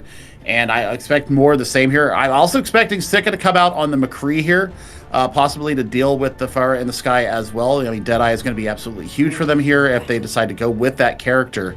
So we'll see what they bring out here, but it looks like it's going to be the Tracer. Sycamore still trying to decide. Young and Beautiful, plenty of time to make up their mind for the defense. Settling on the McCree. No big surprise there. Seeing good stuff from Sycamore's Cowboy. As we get Boombox going over to the Baptiste once again. Nico on the Sombra. Yeah, I mean, it's Immortality Field. That's obviously why Boombox is bringing that out to keep the members up through the spam that's coming from Goku. They're gonna have to really watch their flanks with Yubi. Manual hack onto that character is an almost insta kill, and I mean, if you can take down one of the heads of Cerberus here, you can get a long way into holding off this point. The most important attack phase of 0-1 Esports Trials career right now, and they lose Silence immediately right out of the gate. Now the tension up top. Murba's going to fall. Beautiful shots from Sycamore. Is going to take Goku down as well. Yep, that's exactly the start that they needed as well, Bull Skunk. That's what they wanted from their first defense. They knew that the pressure was going to be coming in from Silence. He's been hyper-aggressive all day long. Try to get that tech, try to get the disruption. Started in the back line of Young and Beautiful, and they all turned and absolutely deleted him as fast as you like. Look how defensive Nico is playing, just waiting for either Goku or Silence to show their head. Yubi and Silence fall to the Peacekeeper of Sycamore. That's just an insane start. What a carry from Sycamore so far. It really just landed everything. Yeah, but I mean, the manual hacks onto the health packs, making sure that no kind of like spot healing for Silence, because Silence is depending on health packs to be able to heal himself up. The adaptive shields are good, but it's not enough to keep you up once they wear down, especially with the nature of how he's rolling around the map right now, Bull Skunk. He's not getting any kind of extra value with that with the adaptive shielding with his teammates around. I mean, we're $130 in, and Silence has 43% to ult charge. And just getting shut down because of this defensive Sombra from Nico. Sycamore's going to throw down the Deadeye and buy even more time off the clock, and then lands the shot on the Murba to boot. Sycamore cannot miss right now. This has been just an absolutely nutty performance, and they're going to do most of the damage to take Gara out of the fight as well. Both supports falling to the Peacekeeper. Yeah, and Cruz and Boombox not to be outdone, getting their own value and taking people off the server. I mean, you're halfway through the 4 minutes they started with, and they really got nothing to show for it. I mean, you're looking at both the tanks right now, only on 50% just now. I mean, something's going to have to give here for Goku. Goku's going to have to land a massive rush. He's got his own little line sights here. I don't know if it's going to be enough. Silence in a lot of trouble yet again. This time manages to escape. Still not building up much ult charge. Taken to the skies. Naru is putting pressure on Murba. Not quite able to find the kill, but does DM the barrage. And both of the Pharmacy duo are under a lot of pressure. Sycamore finds Silence and Yubi once again. They deal with the initiation tool, and then they turn their attention onto the Pharmacy. Yep, and I mean, self-destruct, taking down Murba. So Goku had nowhere to go, and they absolutely euthanized poor Farah there. That was absolutely disgusting, but you will have mines if you are 0-1 Esports, so that's going to be a good initiator to try and deal with this point.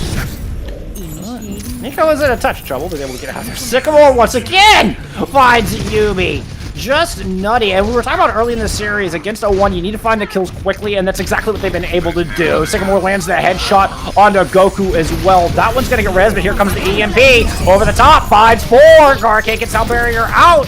And Goku gets dead-eyed out of the sky. No res for you this time. Sycamore continues to clean house. Nico continues to control the pace of the fight.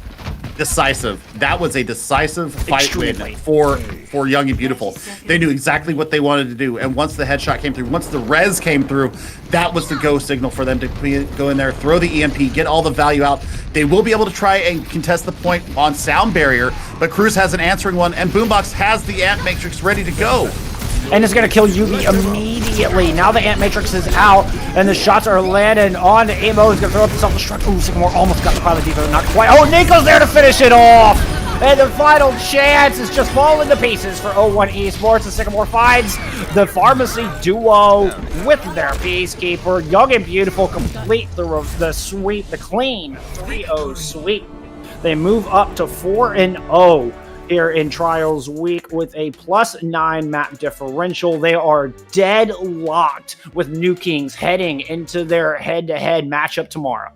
Yeah, Sika just absolutely turned that map on its head. Bringing out the Cowboy was exactly what they needed in a defensive posturing, and they just completely wiped 0-1 there. There's no denying that there, Bull Skunk. It just, wow. You'll love to see it. And for 0-1 Esports, unfortunately, that means that they will not be going on to Contenders proper. So, man, it's been a good run for them. You know, they've taken maps off of some very good teams. I think this is a building start for them. I think when they come back into Trials, you know, I expect to see them back up here, especially on the play of Goku. I think that, you know, the only other thing that I would do is maybe shore up in this department. You can't run Mercy Lucio all the time. Sometimes you have to make a change. Sometimes you have to adapt, and I think that's one lesson that if you're 0-1 Esports, you learn, you take, and you move on to your next phase. And we were talking about the matchup between Nico and Goku. And Nico absolutely came out on top there on Volskaya. Their attention was focused on different spots. Both of them were really focused on the tank of the opposition. But Silence got one minefield up in that 4 minutes. That's just incredibly indicative as to how much Nico was controlling that flow of battle, playing extremely defensive, sitting all the way back, watching for whoever fell into their web first. And despite, I mean, it was Sycamore's fantastic shooting, lighting up the feed and able to close out those fights quickly just as they needed it to happen. But it was Nico really controlling the flow of battle on that Sombra. Beautifully done from Yap. That's a yep from me, Billy. Yep. So, I mean, yeah, I mean, that closes out our day. We're going to have an interview here very shortly, but we're going to go ahead and throw it to a quick little break while we get that interview set up. But your final here, Young and Beautiful 3-0 winners over 0-1 Esports. We'll be back with you in just a few moments.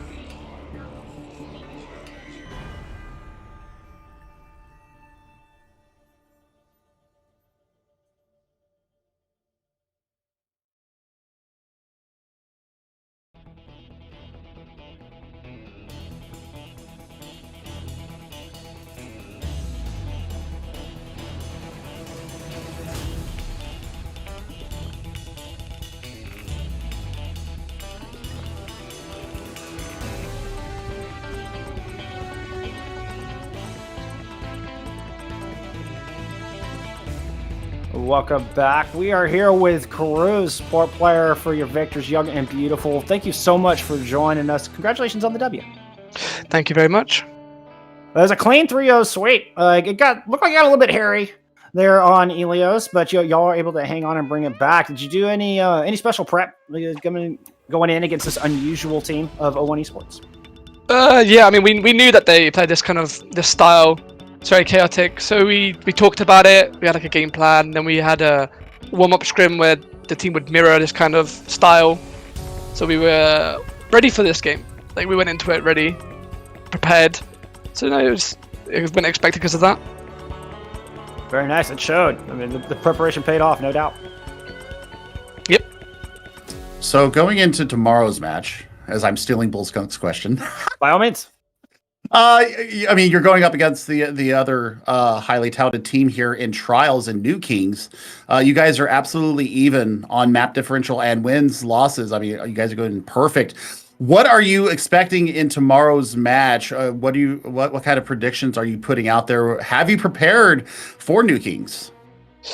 I mean, New Kings just play the comp that like most of the, I guess, more consistent teams play, like the Rush of Mid Creek kind of style or sim. So like it's just what everyone's been playing, right? So it's not exactly specific preparation for New Kings, just being prepared for that comp in general. And predictions, I mean, always never go into a game expecting to lose, right? Always go in expecting to win.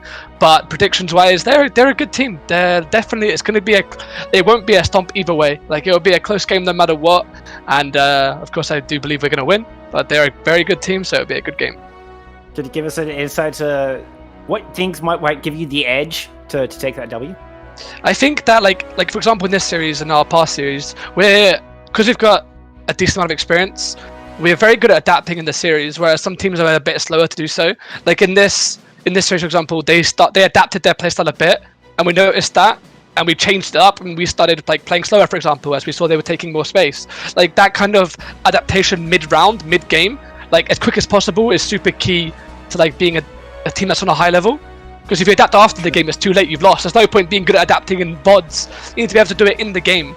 And I think that's what we have over New Kings. I think skill-wise, their players individually are very good, but I think we have that's a little bit of advantage from having a bit more experience with adaptations and stuff like that. Awesome. Oh, that's wonderful insight. And of course, that match will take place tomorrow. Really looking forward to it. You'll both of you have already made it into Contenders proper, sitting 4-0 through Trials right now. Do you have any expectations going into Contenders, or let me rephrase that? Is anybody you're really looking forward to facing as you move on to Contenders proper? I mean, I'm looking very forward to playing Smex's team. They're always fun to scrim. They're pretty wild, and I love Smex. He's a really good friend of mine. So it's always fun playing against people you hang out with outside of games. It adds more value to the game, when you're beating your friend and you get to laugh about it afterwards. Sure. And it's like you don't want to lose, obviously, because you're going to be on the opposite end of that. But no, yeah, I don't know. I'm excited to Contenders. It'll be good. It's just funny because us and New Kings are, I guess, towards the top of the predicted in Contenders, and we're both in Trials, so it's just funny, like seeing potentially like a finals or grand finals match in Trials already, then going into Contenders. It's just, well, we'll have to see how it plays out. Of course, anything can happen. There are other good teams in Contenders too, so but yeah, no doubt, my friend. Well, I can hear your smiles through the mic right now. Like that's just awesome in anticipation for those matches. Thank you so much for joining us. Any shout outs you want to give before we let you go? Yeah, this, just to my team. Sick of playing really well this game as well. So everyone for doing their jobs. Happy. Well, that's about it. Round of applause to everybody. Well done, my friend. Thank you once again for joining us. That's gonna do it for our matches for EMEA. Another wonderful day of Trials wrapped up. Final day coming at you tomorrow, starting at the same time. Well, we've got some NA matches going on. We'll have day 4 of Trials from across the pond. So y'all go check that out for more action from Monkey Bubble Reflash. Until then, Bullskunk and Billy telling you to look out for each other in game and out. And we'll see you tomorrow for more Contenders Trials. Bye, guys. Love y'all.